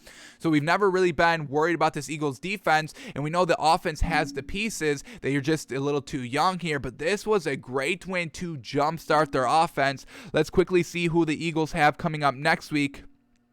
Or if they're on the bye, not on the bye, and they are playing the Chargers. They're at home for that game, but that's going to be a tough game. So let's see if they use this win as a nice building block to jumpstart their offense, to get back into competition, to make a playoff run, maybe compete for the division. It's hard with the Cowboys, even winning without Dak Prescott last night. But we'll see if the Eagles can maybe make it this season a little interesting for them. They just need to get their offense into gear, and it was into gear last night because of the running game. So this is not kind of say, hey, the Eagles are going to be definitely good next week, because the passing game was really non-existent. It didn't have to be existent because the defense was getting it done. The Lions weren't putting up any points to kind of challenge them, and they were just kind of chewing out the clock, feeling good, up big, let's run the ball, and they were absolutely running it down the Lions' throat. And then who was Jalen Hurts throwing to for 103 yards? Well, it was Dallas Goedert, their tight end. Their tight end, Dallas Goedert, 6 catches for 72 yards. 72 of the 103 came from one target, the tight end. And then we have Quez Watkins, 2 catches, 18 yards. Devontae Smith, 1 catch for 15 yards. So we'll see what this offense can do for the rest of the season. And then the Lions, real pathetic. Jared Goff is not it. Jared Goff should not be on this team. Jared Goff should, unfortunately, not be on any team. He should be a backup. I'll give Jared Goff a nice backup spot, but, he's not getting it done at the quarterback position. And it's not like this Lions team is trash overall. They're not great overall, but they've been in literally, what do we got, 8 games so far? I would say they were in at least 8 of those games. 5 of those 8 games they're at least in, and Jared Goff had the chance to really change how the final outcome of the game came out, and he did not take any advantage. So Jared Goff is truly out as a starter. We've seen enough. He can't get it done. So he goes 25 of 34 for 73% completion percentage. Fantastic. 222 yards, a little bit of a dinky dunk on the 25 completions. No touchdowns, no picks, not moving the ball. Unimpressive. The running game out here, DeAndre Swift, 12 carries for 27 yards. The rushing game couldn't even get going. It's not like this Lions offense was just not getting it done. It was really the Eagles defense keeping them in check as well. So we still give credit to the Eagles defense. And then who was Jared Goff throwing to in this meaningless game? TJ Hawkinson, their tight end, the leading receiver, 10 catches for 89 yards. Amon-Ra St. Brown, 3 catches, 46 yards. Goodwin Igwebuike, 3 catches, 40 yards. DeAndre Swift, 5 catches, 24 yards. Jameer Jefferson, 4 catches, 23 yards. So no real great weapons all around. No great real quarterback all around. DeAndre Swift couldn't take advantage because he was a star. Who was their other? Jamal Williams. No Jamal Williams running back here for the Lions. So this was all DeAndre Swift's game. Didn't take advantage. Unfortunate there. So Eagles get the big old win, 44-6. All right, then the next game up here is the 49ers at the Bears. And the Bears, folks, they were looking good offensively, but the 49ers kind of figured it out at the kind of final drives in the fourth quarter, and that's why they get a kind of an 11-point win that kind of looks like a blowout, even though the Bears were real competitive this entire game. And once again, we give a lot of credit here for this Bears team of getting it done without Matt Nagy. Matt Nagy was holding this Bears team back. They got out to some real great starts offensively here, scoring-wise, folks. They scored on every single possession the Bears did in the first half. A field goal on their first drive, a touchdown on their second drive, a field goal on their third drive, eating up the clocks and going on long drives. First drive, 10 plays, 56 yards, 5 minutes off the clock. Second drive, 14 plays, 69 yards, 5 minutes, 48 seconds off the clock. Third drive, 18 plays, 57 yards, 8 minutes and 17 seconds off the clock. That was a real good start to this Bears team. They were in control. They had the lead. They could do whatever they wanted out here, and we haven't seen this by Matt Nagy all season. I don't think the Bears all season have scored on every single drive in the first half under Matt Nagy play calling and leadership as the head coach. So this Bears team may think about moving off of Matt Nagy. He's holding them back. John Gruden was holding the Raiders back. Matt Nagy is holding this Bears team back. Justin Fields is too special to be held back, unfortunately. And then out of halftime, scoring a field goal as well. 14 plays, 57 yards, 6.5-minute drive, controlling everything. It's just unfortunate. Justin Fields was using his legs to his advantage all game long, which is really what he should be doing. He is a dual threat quarterback who can throw on the run, who's really, really quick, folks. He's top 3 running quarterbacks in just pure speed. I think he's a little quicker than Patrick Mahomes, folks. So you put him on the same level as Lamar Jackson, Kyler Murray. I don't think he's quite as fast as them, but I would put him at number 3 over Patrick Mahomes. Or I guess we would have to say number 4, because Deshaun Watson, I think, is a little quicker than Justin Fields as well. But I mean, still 4th best running quarterback in this league. That's still good, and you're still serviceable. I mean, you're an actual dual threat quarterback. You're not like Patrick Mahomes. He utilizes his legs. It's not a huge opponent to his game where he's looking to kind of run for 50 to 100 yards every single game, where Justin Fields had 100 yards rushing this game. Yes, 100 yards rushing. So overall, it was just clicking with this Bears offense. They were allowing Justin Fields to do what Justin Fields does, which is run and pass, and it all came together and was competitive. Now, unfortunately, the 49ers kind of clicked it up when they needed it, when they needed to. The Bears find themselves down one possession, 30-22, with 8 minutes left. Then the Bears, their next drive right here, they have to punt because they find themselves behind the sticks right here, because on 3rd and 10, Justin Fields gets sacked for 14 yards. So that's really kind of what sealed the game. Yes, they win with Justin Fields' legs, but they also died by it while he got sacked for a 14-yard loss. And then the 49ers kick a field goal, and that puts them up 2 possessions with only a minute and 50 seconds left. Justin Fields tries to hit a home run pass to try to bring them in the game, because, I mean, you only got a minute and 50 seconds to put up 2 scores. You're going to try and score quickly for the onside kick, and then he throws the interception. So just unfortunately, you're going to live and die by Justin Fields' legs. I mean, that's what he is as a quarterback. And I would feel good about, living more times than I die by Justin Fields' legs, but you must give him the opportunity, play calling wise, schematically wise, to do that. And they did that for the Bears last night. So we liked what we saw from the Bears. Unfortunately, they lost, but how they lost, it's still giving us good confidence in Justin Fields as the quarterback. We just don't like Matt Nagy, and this is once again proved this week. So Justin Fields goes 19 of 27.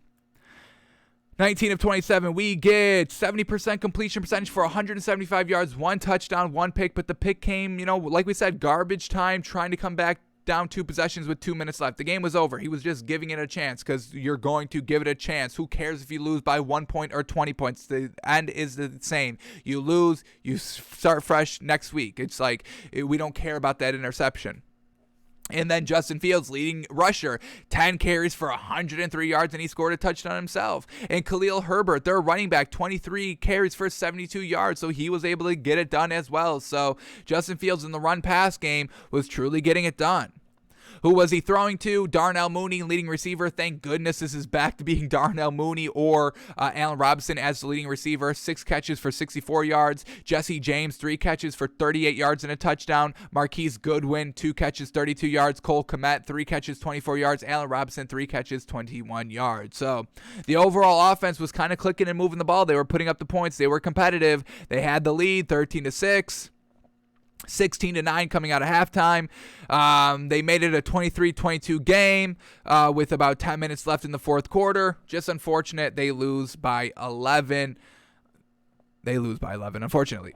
All right, now the 49ers, Jimmy Garoppolo, can everybody get off his back a little bit? Please, he should be the starting quarterback probably for the rest of the season. And then in the offseason, if Trey Lance is truly kind of improving and looking better, then yeah, make it a competition come next season. I think you rock with Jimmy Garoppolo for this season, though. He went 17 of 28, which is only 60%, but he threw for 322 yards on 17 completions. He's not the dink and dunker. He's ready to air it out, ready to hit the big plays and all that. So no touchdowns, no interceptions by Jimmy Garoppolo, no fumbles as well. This is what, Jimmy Garoppolo does when it's not downpouring, torrential downpour. So remember, all those turnovers last week, we never gave that any credit because it was pouring, it was downpouring, it was raining, it was pouring, the old man was snoring, it was raining cats and dogs all over the place. So yeah, Jimmy Garoppolo is still good in our eyes, and we'll probably break down this game on Wednesday's film study to watch Jimmy Garoppolo and Justin Fields without his head coach and all that. So we'll break this game down a little bit more on Wednesday, but we're still good on Jimmy Garoppolo, folks.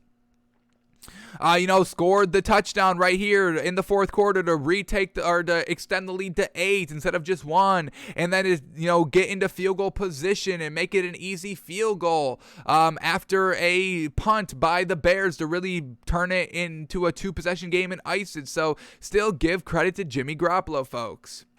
Eli Mitchell, the running back here for the 49ers, got it done tremendously as well. 18 carries for 137 yards and a touchdown. Absolutely fantastic.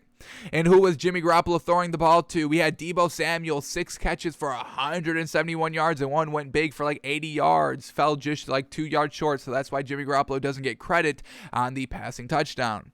Mohamed Sanu, 3 catches, 59 yards. Brandon Ayuk, 4 catches, 45 yards. Once again, utilizing all of his actual wide receiver pieces, not looking to dink and dunk to the running backs and the tight ends. Going for it, trusting his weapons, moving the ball down the field. That's why we like Jimmy G. JaMychal Hasty, 2 catches, 29 yards. And Kyle Juszczyk, 1 catch for 11 yards.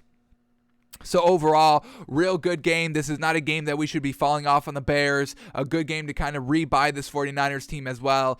Really good game all around offensively, defensively. A good, solid game by everybody that really shouldn't change anybody's opinion too much. I know the media's kind of off on the 49ers, so maybe we should change the media's mind on the 49ers a little bit. But our thinking on Jimmy G, he's good, he's serviceable, he can win games. He is the best fit for this 49ers team right now.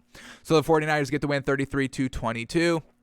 Then we go to the Panthers and the Falcons, and I mean, every time we give the Falcons like a 10th chance, they come and bite us in the butt. So next time we bet the Falcons, please come at us and slap us in the face, folks, and kind of tell us what are y'all doing, and come at me on Twitter. Anytime I speak positive about the Falcons, folks, I need y'all to keep me in check. So please try and do that because the Falcons lose. We had them -3. We thought it was great value, and they end up losing and can't even beat the Panthers. Even though there was no Calvin Ridley, we found that out on our pregame show, and we were still with the Falcons, folks. So we're not going to use that as an excuse. Oh, no Calvin Ridley. Yeah, of course we didn't want them to win. But we're going to keep it honest with you. We even said it. No Calvin Ridley, no problem. And here it is now a problem, unfortunately. So the Panthers get the win 19-13, but it's not Sam Darnold, folks. We're not going to buy this Panthers team because they beat the Falcons. We're just not going to buy this Falcons team anymore because we were starting to buy this Falcons team. Shame on us. So this Panthers team is still not good. We're still not believing in Sam Darnold. They could barely move the ball the entire game. The lackluster offense by the Falcons kind of gave the light to the Falcons here. They only scored in field goals, folks. I mean, this is how they scored, folks. They fumbled on the first drive, folks. Chuba Hubbard fumbled, classic. Sam Darnold, first pass last week, interception. Chuba Hubbard, first run this week, fumble. I mean, this is what the Panthers are, folks. They are not ready to go into the game. Look at coaching a little bit. Matt Rule, is he good? We are still cats out of the bag a little bit on that one. But, I mean, they score a field goal, tie the game 3-3. They kick another field goal. Now they're down 6-10. They can't do anything off of a Matt Ryan interception. They have to punt. They score a field goal right before halftime, making it 9-10. They score a field goal right out of halftime, 12-10. The Falcons miss a field goal, and then the Panthers are finally able to score a touchdown here in the fourth quarter to make it 19-10 and really kind of win the game because the Falcons cannot move the ball either. But this is how they scored the touchdown, folks. You ready for this drive? 6-yard run, 6-yard run, 6-yard run, 3-yard run, 6-yard run, 6-yard run, minus 2-yard run, an 11-yard pass. Finally, 10 plays into the drive, we finally get a pass. But then we're right back at it. 1-yard run, pass incomplete, an 11-yard run by Sam Darnold. And that's what y'all keep telling me. Well, Sam Darnold's so good with his legs, and he had 2 rushing touchdowns against the Cowboys a couple weeks ago. He's such a great quarterback. Okay, Sam Darnold could be a good running quarterback when nobody expects it. Nobody gives this man credit passing the ball, so nobody cares if he runs for 10 yards a pop. He's still not going to do anything. So he runs for 11 yards, then he runs for 8 yards again, back-to-back plays. He's scrambling because he can't throw the ball, so he's like, well, I gotta run. I can't trust my arm here. And then he gets knocked out of the game with a concussion, and then they're back to running the ball, 2-yard run, and then they have a pass incomplete with PJ Walker, a 5-yard penalty, and then Chuba Hubbard runs it in 6 yards for the touchdown. So on the 1 touchdown run, Sam Darnold wasn't out there for the actual touchdown, okay? And they were running the ball with everybody, the quarterback, the running backs, everybody was running the ball because they're like, we can't pass this. Nothing's going to happen if we throw the ball. We'll just kind of kick a field goal or punt the ball and leave the door open for the Falcons. So Sam Darnold, not good, running the ball. He's a good runner, okay, because nobody expects it from him. You think he's going to be running this way next year if he's still a starter somewhere? No. They'll shut it down next season when they've got the full body of work. Sam Darnold's not a dual threat quarterback. Don't come at me. Well, Sam Darnold could be in the same conversation as Patrick Mahomes and Lamar Jackson and Kyler Murray and Ryan Tannehill. No, he can't. Stop that. Those are all good passers as well as runners. Sam Darnold's just a good runner because nobody's got a spy. Because why would you spy Sam Darnold? I would honestly send all 11 of my defenders on a spy on Sam Darnold. Okay, he can't throw to anybody wide open anyway, so everybody just play Sam Darnold running the ball. We'll be fine. We'll live. So Sam Darnold goes 13 of 24. 54% completion percentage, absolutely pathetic. 129 yards, absolutely not good. No touchdown, no interceptions. So I guess that's the silver lining for Sam Darnold. No turnovers. I'll give him that. Everything else not good. Chuba Hubbard led the team in rushing, 24 carries for 82 yards and a touchdown. Sam Darnold took off 8 times for 66 yards. So half of his overall yards, or he had half as many rushing yards as he has as passing yards, folks. Does that sound right? No, of course not. And then who was he trying to get the ball to? Sam Darnold, leading receiver, was DJ Moore, 4 catches, 59 yards. Then Amir Abdullah, 3 catches for 35 yards. Tommy Tremble, 3 catches, 18 yards. Ian Thomas, their tight end, 1 catch, 10 yards. Chuba Hubbard, 1 catch, 9 yards. So Sam Darnold's not a good passer like we know, but they get the win. We are not changing our mind on this Panthers team. This is still not a good team. Now we talk about this Falcons team. Really not good here. Matt Ryan goes 20 of 27 for 146 yards. Dink and dunk to the max right here on 20 completions. So completion percentage was good, 74%, but not airing it out, dinking and dunking, 1 touchdown, 2 interceptions. First interception, let's see, it resulted in no points here, but it stalled the drive. They were at the Panthers' 24-yard line. Once again, Matt Ryan not making the right decision down in the red zone or closer, knocking on door to the red zone like we know. Second interception came in the fourth quarter, once again, decently in the Panthers' territory at their 30-yard line. Luckily, the Panthers can't score any points, but they were already down 19-10 at this point. You score any points here, they still were able to get the ball back. You maybe be able to do something and maybe win the game, tie up the game, but you don't even give yourself a chance because you're down 2 scores because you are turning over the ball, not taking advantage of all those opportunities for points. So this Falcons team is exactly what this Falcons team has been. They're up and down. They're iffy. Once they look good or solid one game, they're back to looking absolutely dreadful the next.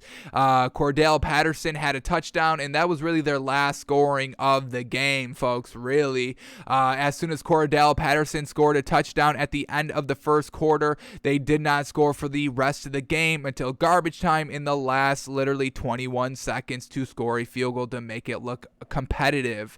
So Arthur Smith, we were ready to call him, a good head coach. Cordell Patterson, we were ready to say, hey, he's finally established as a good weapon here, and it all went out the window in one game without Calvin Ridley, and we don't even know what's going to go on with him because he's citing kind of personal issues of why he can't go, and he kind of wants to be away from the Falcons. So I don't even know if he wants to play football anymore, if he wants to play for the Falcons anymore, whatever it is. So this could be potentially detrimental for the Falcons overall. All right, running backs here for this Falcons team. Mike Davis, 9 carries for 44 yards. Cordell Patterson, 9 carries for 35 yards. So running back by committee is exactly what we kind of know it is here by these two running backs.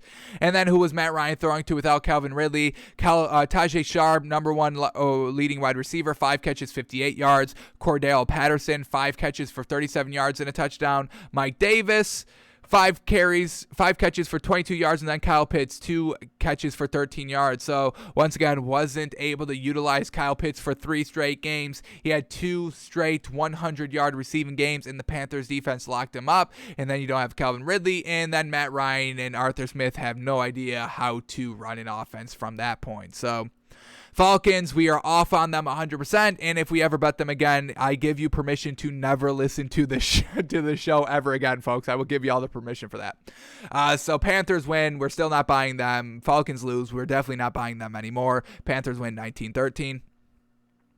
All right, then the next game up here is the Dolphins at the Bills here, and this was a close game until the second half when the Dolphins offense couldn't score and the Dolphins defense gave up some big plays right here. This was a close game, 3-3 going into halftime.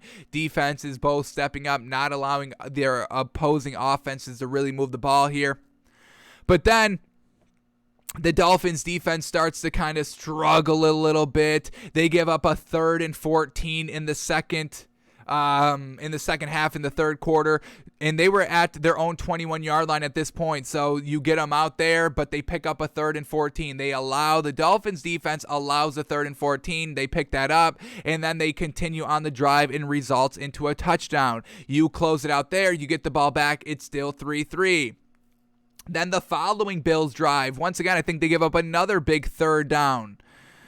Another 3rd and 13. This time it's at Miami's 33-yard line. So if they don't pick up the first down, they probably still get a field goal. So now it's only 3-6. But once again, the defense gives it up, and it would have been 3-6, and then the Dolphins score a touchdown, making it 11-6, and then the Bills score a field goal on the next drive. Once again, just able to keep it close, but the Dolphins defense flounders in big situations, and this Dolphins offense is just not ready to compete, folks. This is not a good offense, folks. These offensive coordinators for the Dolphins are absolutely not good. It's funny because Tua finally starts going. I mean, they always score on they always move the ball on their first drive and kind of their last drives of the game. And what's the difference there? They let Tua air it out. I mean, look at this. On the first drive, folks, Tua on 3rd and 9 picks up 23 yards. Then we are getting Tua keep on passing the ball here. 3rd and 3, 7-yard pass, letting Tua be aggressive. An 8-yard pass.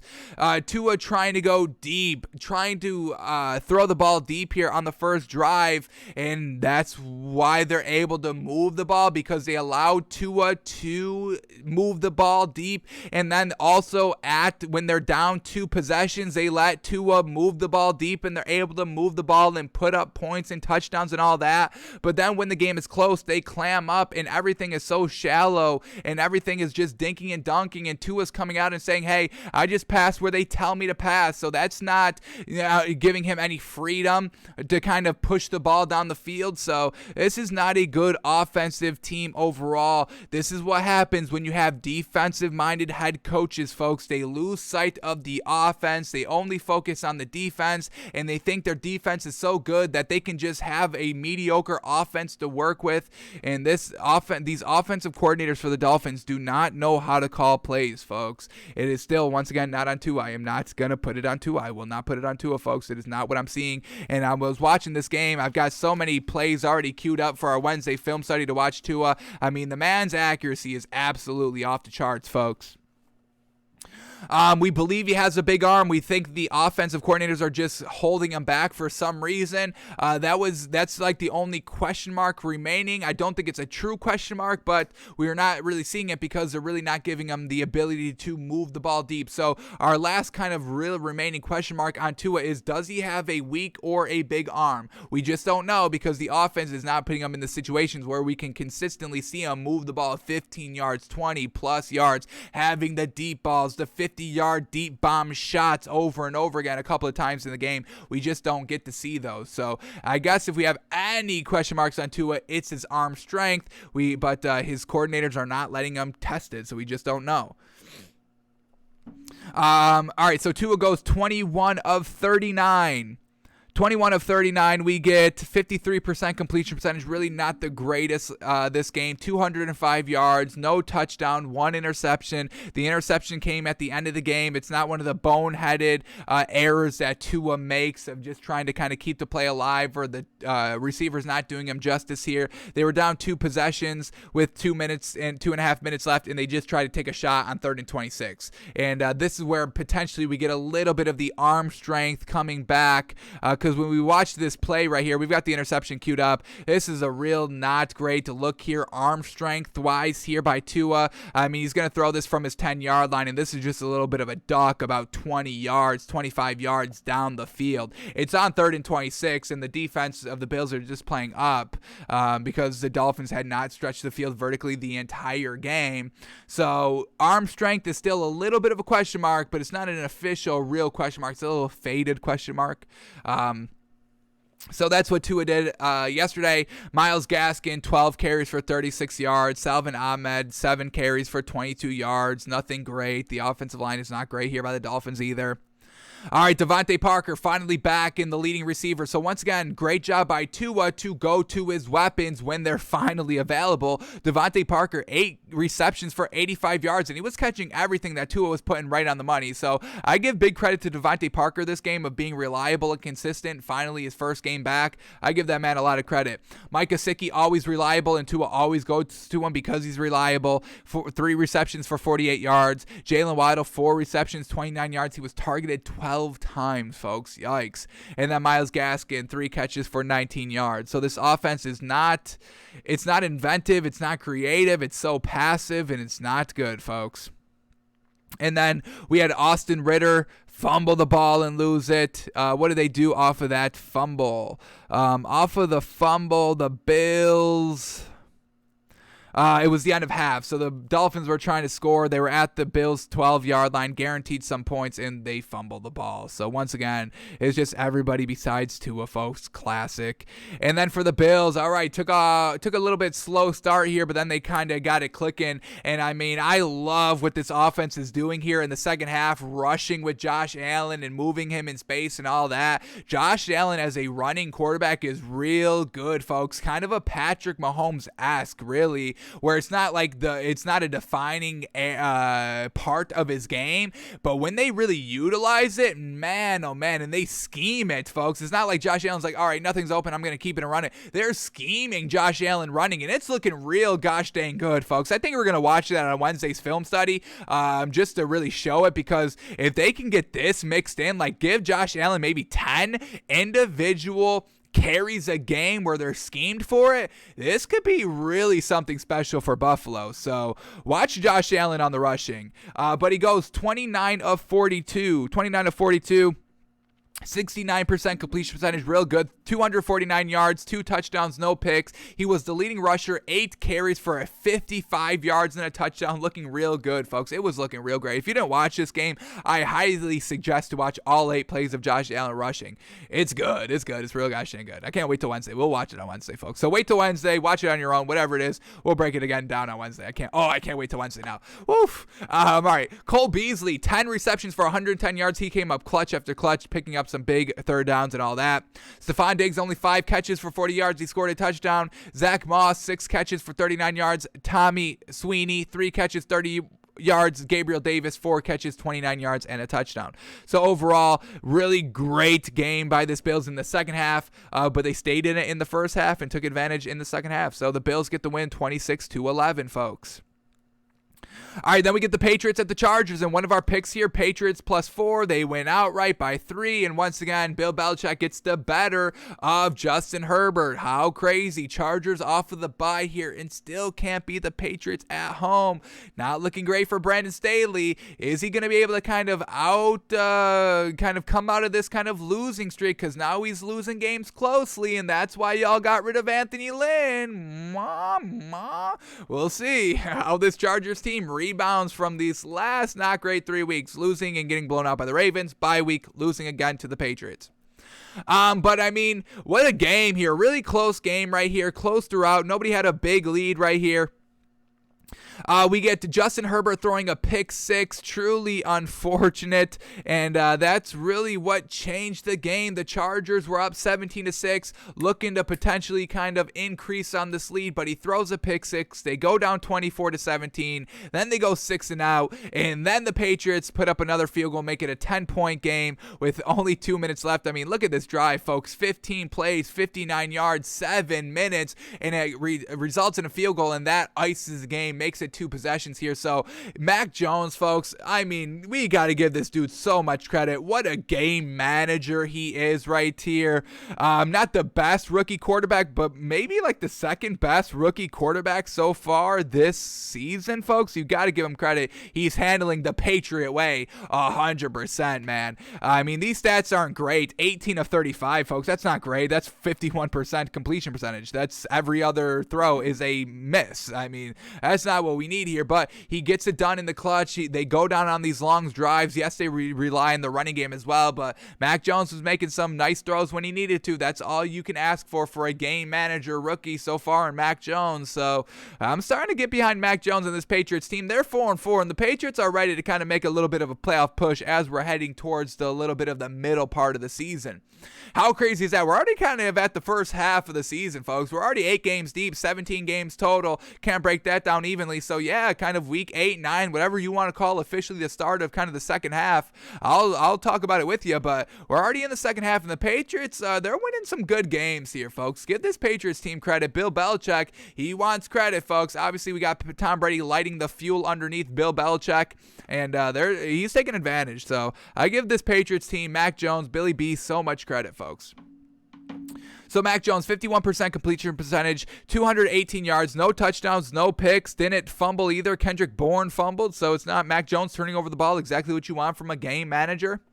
Is Mac Jones better than Baker Mayfield? Do I dare say that? Are we ready to say that? Has Baker Mayfield gone from above average game manager to just average game manager and now below Mac Jones? I think I might be a little ready to say that. I don't think I'm not going to say it right now, but I'm getting ready to say that. We'll see what happens in the next 2 weeks. Alrighty, and then the running game, like we said, absolutely a huge piece of this Patriots team as well. Damian Harris, 23 carries for 80 yards and a touchdown. Fantastic. Who was Mac Jones throwing to? Nelson Aguilar, leading wide receiver, 3 catches, 60 yards. Kendrick Bourne, number 2, 4 catches, 38 yards. Jacoby Myers, 4 catches, 37 yards. And that's why we like Mac Jones as well, not dinking and dunking. When his number is called, he will air it out. He's trying to go to his weapons, his wide receiver weapons. Give the man credit. Then we have Hunter Henry, the 4th leading wide receiver, 1 catch for 33 yards. N'Keal Harry, 2 catches, 30 yards. Jonnu Smith, 2 catches, 13 yards. So I'm loving it here by the Patriots. And then Ramondre Stevenson, 8 rushes for 25 yards. Forgot to shout him out. Let's shout out Ramondre Stevenson, folks, as well. So real good work here by this Patriots team. We said Kendrick Bourne fumbled, and what did the Chargers do with that fumble? They go 6 and out, and then the Patriots take a field goal after the taking advantage drive that the Chargers had. So, once again, solid work by the Patriots defense, not giving up any points on their turnovers themselves. And then Justin Herbert goes 18 of 35 as well. They both went 18 of 35 for basically the same amount of yards. So 51% completion percentage for both quarterbacks. Mac Jones had 218 yards, and Justin Herbert had 223. Wow. Justin Herbert had 2 touchdowns, but 2 interceptions as well. First interception came in the second quarter, and the Patriots take a field goal off of that, so they are converting on the turnovers. And then he throws the pick 6, so 10 points off of turnovers compared to no points, and that's always going to be the difference. You must take advantage of turnovers. We're going to talk about a team that did take advantage of turnovers in the Saints, and that's why they beat the Bucs. We're going to talk about that in a second when we get to that matchup here, but we always stress that. Take advantage of turnovers, and the Patriots can do it. Bill Belichick will always hammer that in this team, and Josh McDaniels will always scheme it so they get points off of turnovers. So that was the main difference right here. Bill Belichick forcing turnovers by Justin Herbert, and the offense taking advantage and putting up points. Alrighty, the running game here for the Chargers. Justin Jackson, 3 carries for 79 yards. Then we have Austin Eckler, 11 carries for 64 yards and a touchdown. Really great game back here by Austin Eckler. And then who was Justin Herbert throwing to? He had Keenan Allen, leading receiver, 6 catches for 77 yards and a touchdown. Austin Eckler, 6 receptions for 60 yards. A great day by Austin Eckler. Absolutely fantastic.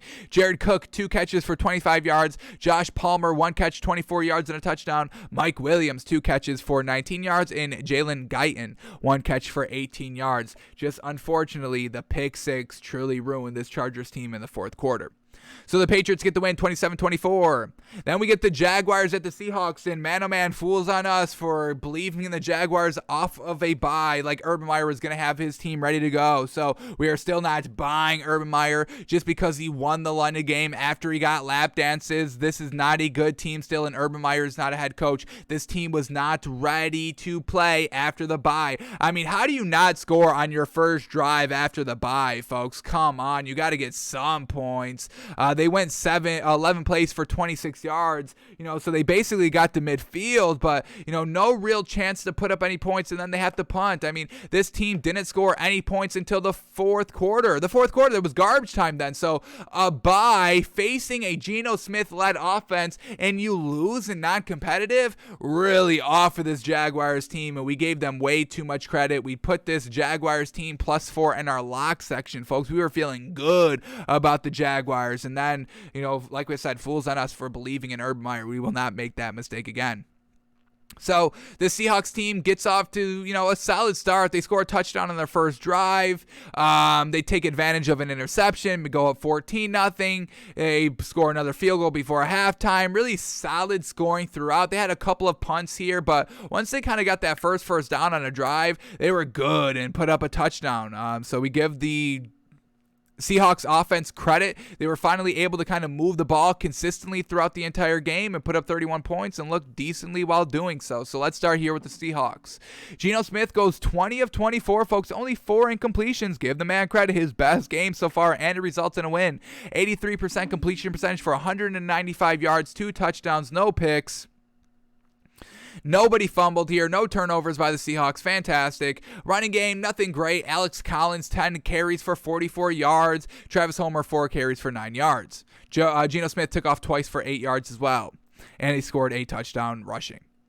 All right, and then who was Geno Smith throwing to? Well, finally targeting his weapons, and this is what happens when you target your weapons. Absolutely fantastic. This is what we wanted to see out of Geno Smith. Tyler Lockett, leading receiver here for the Seahawks, 12 receptions for 143 yards. DK Metcalf, 6 catches for 43 yards and 2 touchdowns. I mean, he only threw to 4 different people, folks. His number 1 and number 2 were wide receivers. Then we had Gerald Everett, 1 catch for 7 yards, and Travis Homer, 1 catch for 3 yards. So only going to his weapons. Now you're going a little bit too to the other side of the extreme. The other extreme, what we've seen for the first 3 games, not really targeting them, and now you're only targeting them. Find a nice little sweet spot right here, Geno Smith. Sheesh. I mean, your time is running out of how longer you're going to be the starting quarterback when Russell Wilson gets back. So I'm glad he finally got it figured out. We give the Seahawks offense a little credit. And then the Jaguars just doing nothing all game, cannot move the ball. I mean, this is what they were doing, folks. 11 plays, 26 yards, punt. You move the ball only 26 yards on 11 plays? What are we doing? 5 plays, 8 yards, punt. 5 plays, 36 yards, starting to move the ball a little bit, right? They get it at midfield, but then he throws an interception. And then they're trying to move the ball a little bit again on the following drive. 9 plays, 30 yards. They get it down to Seattle's 39-yard line. You can't really kick a field goal. It's going to be a long one. They try to go for it on 4th and 9. They can't pick it up. Then we go into halftime. It's a turnover on downs. It's 4th and 3 at Seattle's 38-yard line. Once again, not really in the position to kick that field goal, and they try to go for it, and they can't get it. 5 plays, 8 yards. Another turnover on downs here. 4th and 10 from Seattle's 48-yard line. Once again, you're down big, you're down bad. 48-yard line, 4th and 10, can't go for it, or they do go for it, can't get it. So just nothing good in the clutch, unfortunately, when they needed it to. Always kind of behind the sticks and always in kind of weird spots and always down in the score column. So everything was truly stacked against this Jaguars team. Trevor Lawrence goes 23 of 54. 23 of 54, we get 42% completion percentage. Or no, hang on. 32 of 54. 32 of 54. I was going to say, that's not right. 59% completion percentage. Still not good, but not worse than 42, 41, whatever we just said. So not good completion percentage, still 59%. 238 yards, 1 touchdown, 1 pick. We told you all about the pick, and it results into a touchdown. Once again, putting up points off of turnovers. We give the Seahawks credit. Running game out here for the Jags. Carlos Hyde, 9 carries for 32 yards. James Robinson, 4 carries for 22 yards. And I think he may be a little banged up, so he may not be able to go next week. We'll see how bad the actual injury is. But James Robinson could potentially be out, which once again is going to hurt this Jaguars team. Had Travis Etienne, the rookie running back, he got injured real early on. No good. James Robinson, their other running back, injured, potentially hurting this Jaguars team. But I mean, they're already 1-6. I mean, they were probably going to keep losing anyway. And then who was Trevor Lawrence throwing to? Dan Arnold, their tight end. 8 catches, 68 yards. Carlos Hyde, their running back, 6 receptions, 40 yards. Then Jamal Agnew, 6 catches, 38 yards and a touchdown. Marvin Jones, 5 catches, 35 yards. And then James Robinson, 1 catch, 17 yards. And Laviska Shenault Jr., only 2 catches for 13 yards. So nothing great by this Jaguars team. We are clowns for betting them. Why would we ever do that? Once again, if we ever bet the Falcons again, slap us in the face. And if we ever bet the Jaguars or say something good about Urban Meyer, please slap us in the face. And I give you permission to stop listening to the show as well if we ever kind of highly talk about the Jaguars while Urban Meyer's the head coach. Alrighty, next game up is Washington at the Broncos, and this was a really close game. Both defenses really kind of stepping it up here. Offense is kind of floundering in different scenarios right here. Washington ends up losing 10-17 to the Broncos. Taylor Heineke had a chance at it, threw an interception on 4th and 19 at the Denver's 20-yard line, just trying to do something at the end of the game. Took a shot, unfortunately couldn't get it to go. And then the Broncos fumble as they're just trying to kind of run out the clock here with 27 seconds left. Melvin Gordon fumbles the ball, and Taylor Heineke gets the ball at the 24-yard line. We get a pass incomplete, a 6-yard sack, a pass incomplete, and another pass incomplete to end the game. So our bar that we had of buying Taylor Heineke this week was Taylor Heineke be the gamer. You had a couple of chances to kind of get it done here, to kind of tie up the game to go into halftime. Unfortunately, just couldn't get it going behind the sticks, taking the sacks, passing completions, all of that. So I don't think Taylor Heineke really achieved our bar of being the gamer here. He also only had 1 carry, picked up the first first down on 2nd and 8 for 10 yards. I'll give him credit, but it came real early on in the game. So he never really took off that much this game, and unfortunately lose by 7 points here. So Taylor Heinicke goes 24 of 39. 24 of 39, I think that's pretty solid. Let's get that completion percentage up. 24 of 39, we get 61%, not the greatest. 270 yards and 24 completions, we can get behind that. 1 touchdown, 2 picks, yikes. First interception came at a little bit of a Hail Mary attempt, 3 seconds left in the first half, so we won't really count that one against them. And then the second interception, like we said, kind of the same thing. 4th and 19 at the 20-yard line, just got to throw it up, and unfortunately picked.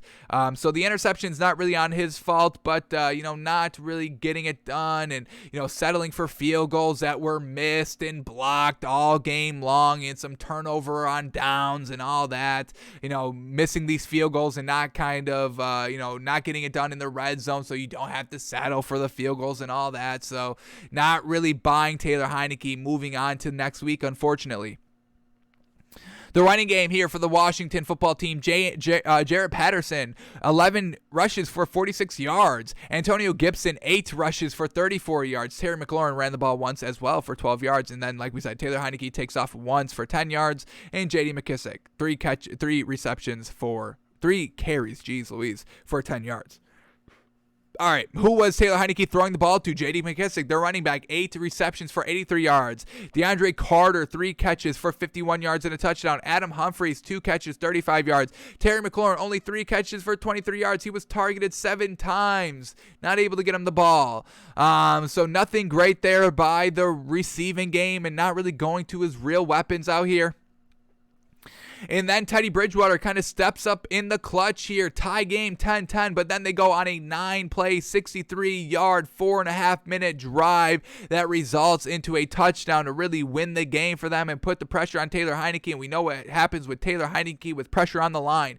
He does not get it done. So Broncos get it done. We're still not buying this Broncos team. This offense wasn't great all throughout. It was a low-scoring game. The Washington defense, it was good, but it wasn't really this good. And so still not buying this Broncos team, beating another kind of lackluster, subpar team. That's why they were 3-0 to begin with. We were really never buying them to that potential at that point either, and we're not going to be buying them heading into really week 9 too much. But Teddy Bridgewater goes 19 of 26, real solid production, 73% completion percentage, 213 yards, 1 touchdown, no picks. Melvin Gordon was the only one that fumbled and almost cost them the game. Once again, we're not 100% believers in Melvin Gordon. Only 10 rushes for 47 yards and a touchdown. Javonte Williams, 9 carries for 35 yards, real solid production there by the running back by committee. Teddy Bridgewater, Tim Patrick, leading receiver, 3 catches for 64 yards. Cortland Sutton, 2 catches for 40 yards. Jerry Jeudy finally back, 4 targets, 4 catches for 39 yards. Finally helping to jumpstart this offense a little bit. Really should have utilized them a little bit more, but Teddy Bridgewater getting back into the chemistry and everything with Jerry Jeudy. So hopefully it explodes next week, hopefully. All right, yeah, and then just the Melvin Gordon fumble that with 23 seconds left. What are you thinking? So Denver gets the dogfight win, 17-10. Taylor Heinicke can't get it done. All right, then we get the Bucs at the Saints here, and Tom Brady, he throwing picks and turning over the ball here. We get this by Tom Brady, folks. Going back to last year, multiple games with, multiple turnovers, and just even in the NFC Championship game, 3 interceptions back to back to back, folks. How crazy. And they still win. The only reason you can win the games against Tom Brady while he throws the interceptions and the turnovers is making him pay while scoring off of the turnovers, and that's why the Saints won, folks. That's exactly why the Saints won. Here we go. All of Tom Brady's turnovers. First one is a fumble in the second quarter. Saints take advantage and score a field goal going up 10-7. So they score 3 points off of 1 turnover. Then on the following drive, Tom Brady throws an interception. And once again, multiple turnovers on really kind of successions of drives, folks. Really on consistent back-to-back drives. We see this a lot by Tom Brady. Must make him pay for it. Off the interception, the Saints go down and score a touchdown. 10 points off of 2 turnovers. And then the one that really sealed it, the pick 6.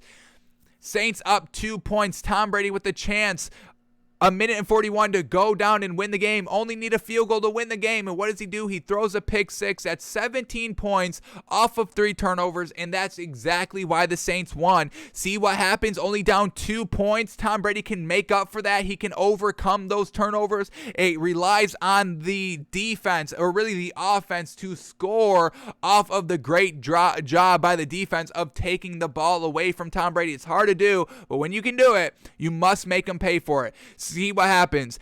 Only down two, turning the ball over twice, and then the nail in the coffin, the pick six by Tom Brady. So well done by the Saints to make Tom Brady pay for his mistakes. And we get this a couple of times a year, folks. We saw it last season. Nobody made him pay for it. Aaron Rodgers didn't make him pay for those turnovers, and they win. And they win the Super Bowl because of that. So make Tom Brady pay for his turnovers. So Tom Brady goes 28 of 40 for a 70% completion percentage, 375 yards, 4 touchdowns. All that was great, but those 3 turnovers cost him the game. Boneheaded plays, real bad reads, all of that not great by Tom Brady. Running game, Giovanni Bernard, 2 carries for 30 yards. Leonard Fournette, 8 carries for 26 yards. Ronald Jones, 3 carries for 13 yards. Running game was a little lackluster overall this game. And then who was Tom Brady throwing to? We had Chris Godwin, leading receiver, 8 carries, 8 receptions for 140 yards and a touchdown. Tyler Johnson, 5 catches for 65 yards. Cyril Grayson, 1 catch, 50 yards, touchdown, broke big. Mike Evans, 2 catches, 48 yards and a touchdown. Leonard Fournette, 3 carries, 17 yards. O.J. Howard, 2 catches, 16 yards. Cameron Braid, 2 catches, 15 yards. Jalen Darden, 3 catches, 11 yards. Giovanni Bernard, 1 catch, 7 yards, a touchdown. So many weapons to go to. That's why you must make them pay. Must make them pay. Well done with the Saints. And then the Saints, another game where quarterback doesn't matter. Jameis Winston gets knocked out real early, and prayers up to Jameis Winston. He's going to probably be out for the rest of the season. Truly unfortunate. And no Taysom Hill. Taysom Hill was not playing this game, so they had to go to Trevor Siemian. And Trevor Siemian gets it done, folks. Wow. Quarterback doesn't matter. It doesn't matter who's playing quarterback for these games, for these teams. After we all know that the quarterback's the most important spot of football. It doesn't matter for most of the time. Some of the time. How crazy.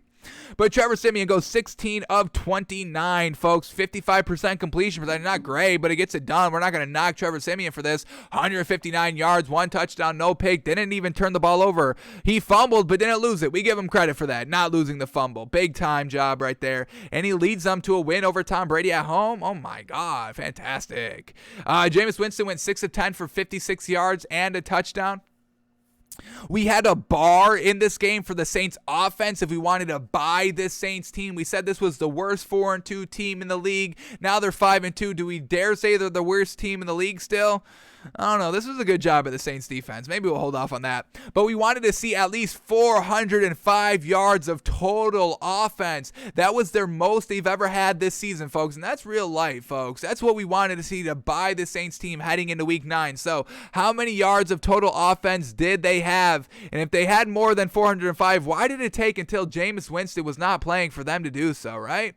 So total yards was only 361. So we'll see if we can buy the Saints team. We'll see what they do at quarterback. Do they go to Jameis, or do they go to Taysom Hill, or do they keep Trevor Siemian? It's going to be interesting to see what Sean Payton does, but we'll see what happens. And I don't know if we could buy the Saints team. We'll see what happens at quarterback, and we'll watch Trevor Siemian on Wednesday if we need to do so, and then we'll kind of see what happens as this week progresses. But we got to see what they do at quarterback first before we kind of make our decision on if we should be buying the Saints team offensively or not. Still not really moving the ball, taking advantage of the turnovers, and accounted for 17 points. You take 17 points away, they're at 21. Bucks win 27-21. So still not 100% believing in the Saints team.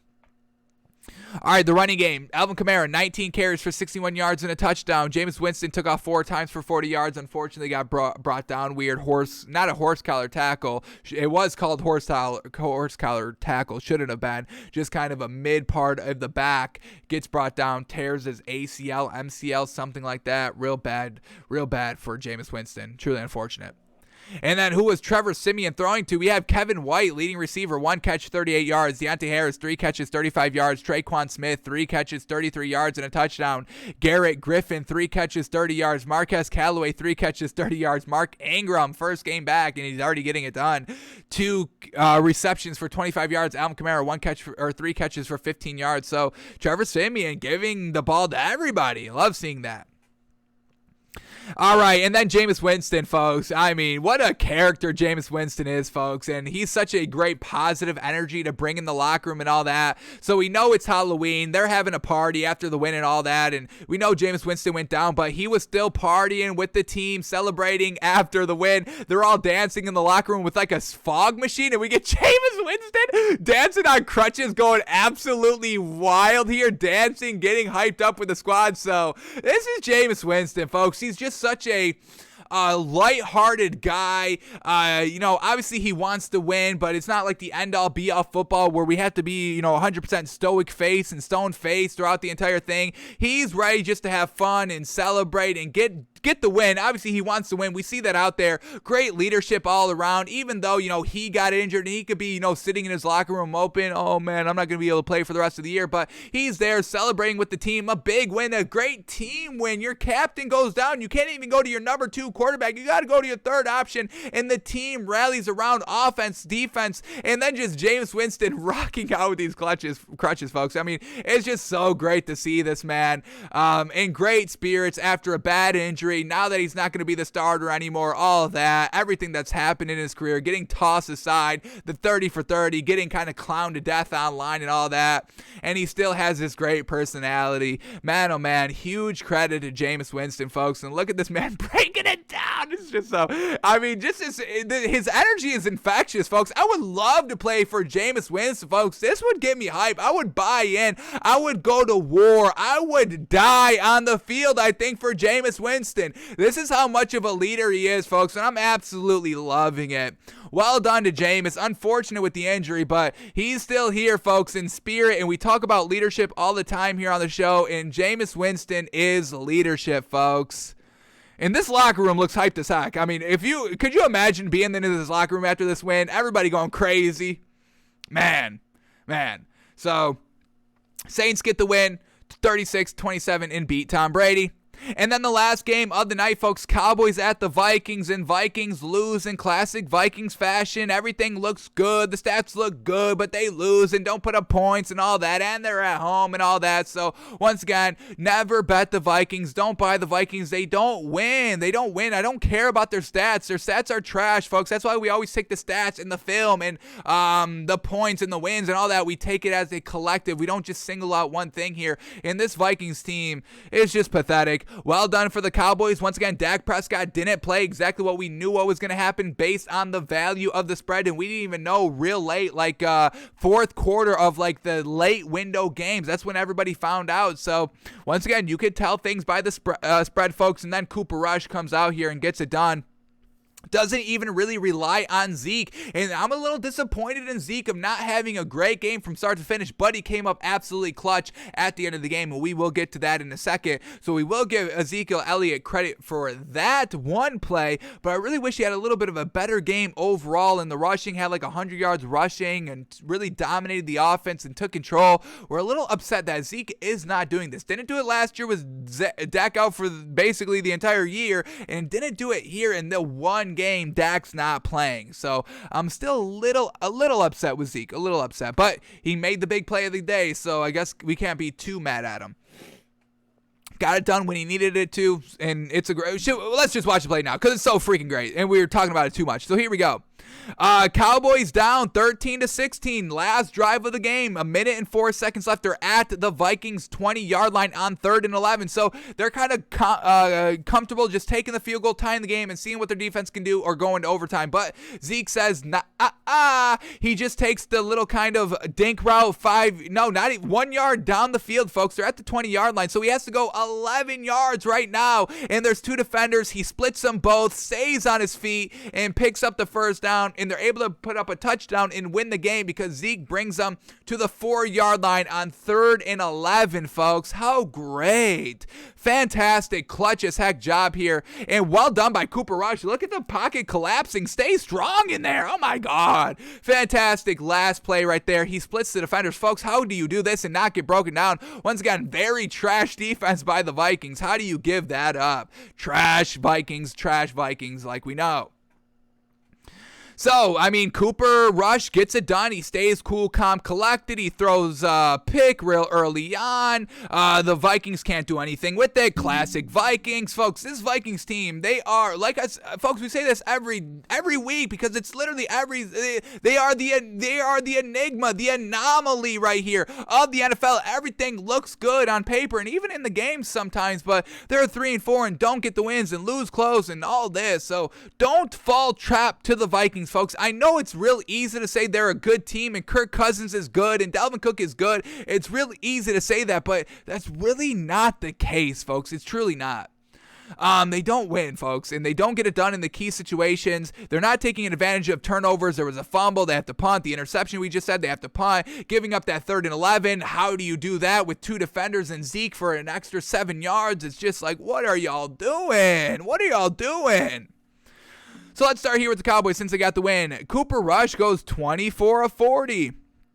24 of 40, 60% completion percentage. I'll give it the first man's first start. I'll give him 60% completion percentage for 325 yards here. Gosh dang right. 2 touchdowns, 1 pick. Unfortunate. He also fumbled as well, but once again, no points off of it, so we don't care. We don't care. If they're not going to kind of make you pay for the turnovers, throw 10 a game. I don't give a damn. If you're winning, we don't care. So well done by Cooper Rush. Zeke Elliott, only 16 carries for 50 yards, but made the play of the game, baby. Give the man credit. All right, who was Cooper Rush throwing to? And look at this, folks. Amari Cooper, 8 catches for 122 yards and a touchdown. CeeDee Lamb, 6 catches for 112 yards. And Ced Wilson, 3 catches for 84 yards and a touchdown. This man almost had 3 receivers at 100-plus yards. Of his weapons. Well, go to your weapons. Backup quarterbacks going to their weapons. And we got starting quarterbacks not even trying their weapons. That's what we look for, folks. So Cooper Rush, a round of applause. Ben DiNucci's not doing anything close to this and taking it back to the bar that we had on the Colts, saying, hey, Carson Wentz, we want you to get 2 receivers at 100-plus receiving. It came from Cooper Rush. It came from Cooper Rush and not Carson Wentz of the Colts. So, folks, it's possible. Teams are doing it. That's why we've set the bar. This is what we want to see. So once again, we can't buy this Colts team any percent, folks. We don't say anything that is out of the realm of football, out of the stretch. We're not setting bars to set up these players for failure. We say everything and we do everything for a reason, folks. Come on. So well done by this Cowboys team. Cooper Rush, immaculate performance, folks. I mean, I can't believe he did this. Amari Cooper, 122 yards. CeeDee Lamb, 112 yards. Ced Wilson, 84 yards. Getting it done. And then went to Zeke 4 times for 23 yards. And he came up with the 11 right there on the biggest play. Man, what a stud. Cooper Rush, get this man on a starting team. Man. Woo, fantastic. And then the Vikings, Kirk Cousins goes 23 of 35, 65% completion percentage, 184 yards, a little bit of dink and dunk, 1 touchdown, no pick. He fumbled the ball but didn't lose it, so no turnovers here by the Vikings and still only put up 16 points and still can't get it done. Dalvin Cook, 18 rushes for 78 yards, real solid there. Who was Kirk Cousins throwing to? Adam Thielen, leading receiver, 6 catches, 78 yards and a touchdown. Tyler Conklin, 5 catches, 57 yards. Justin Jefferson, 2 catches for 21 yards. What the heck is going on with that? KJ Osborne, 2 receptions for 10 yards. Let's talk about this Cowboys defense. They get anything good? Micah Parsons was a menace all game long. Didn't have any official sacks, but 4 tackles for losses getting in the backfield. They only had 1 sack on Kirk Cousins. It's not like he was playing uncomfortable. It's just a great coverage defense that the Cowboys have. Once again, one of the best defenses in the league. So Micah Parsons all over the field doing it good, doing it justice, doing the position justice all over the field. So Cowboys get the big win here, 20-16. We took them +3, great value. We knew it. We bet it. We hit it. Vegas made them look like fools, and then they go out and hurt Derrick Henry because of that. And then, that is it. All right, so that is it for us today, folks. Any breaking news, any trades that have gone down? Have we missed a trade in the last 2 hours that we were live? Have the Titans signed anybody yet? What do we got? So Derrick Henry's foot injury is considered potentially season-ending, but now we get an update. Derrick Henry is expected to miss 6 to 10 weeks and could return this season, so that is so gosh dang good. Oh, that is so good news. 10 weeks from week 8, I mean, literally like the last week of the season heading into playoffs. Oh, yeah. Okay. All right. Whew. All right, so some good news so far. Okay, we've got some good news. We can end the show and not literally just cry for the rest of the day. Whew. Okay. All right, doesn't seem like there's any breaking news on the trades, anything like that. We got the trade deadline coming up tomorrow, so we will talk about that tomorrow. I'm sure there's going to be trades happening. We just got the trade. Here it is. Blockbuster trade. Broncos are finalizing a trade to send Von Miller to the Rams. Oh, my God. They're giving Von Miller to the Rams. The rich getting richer in exchange for 2 second-day 2022 draft picks. So, no first-rounders, second-round and aboves there. Wow, Rams are going for it. Man, oh, man. I can't believe it. Alrighty, the rich get richer. What else do we got? Alright, that is it. Alright, I think that's the only trade that we've got. Alright, that is going to do it for us today, folks. Von Miller to the Rams. Can't believe it. Alrighty, folks, that's it. We're out of here. We're back live tomorrow, noon Eastern, breaking down the Monday night game, doing our tight end Tuesdays, and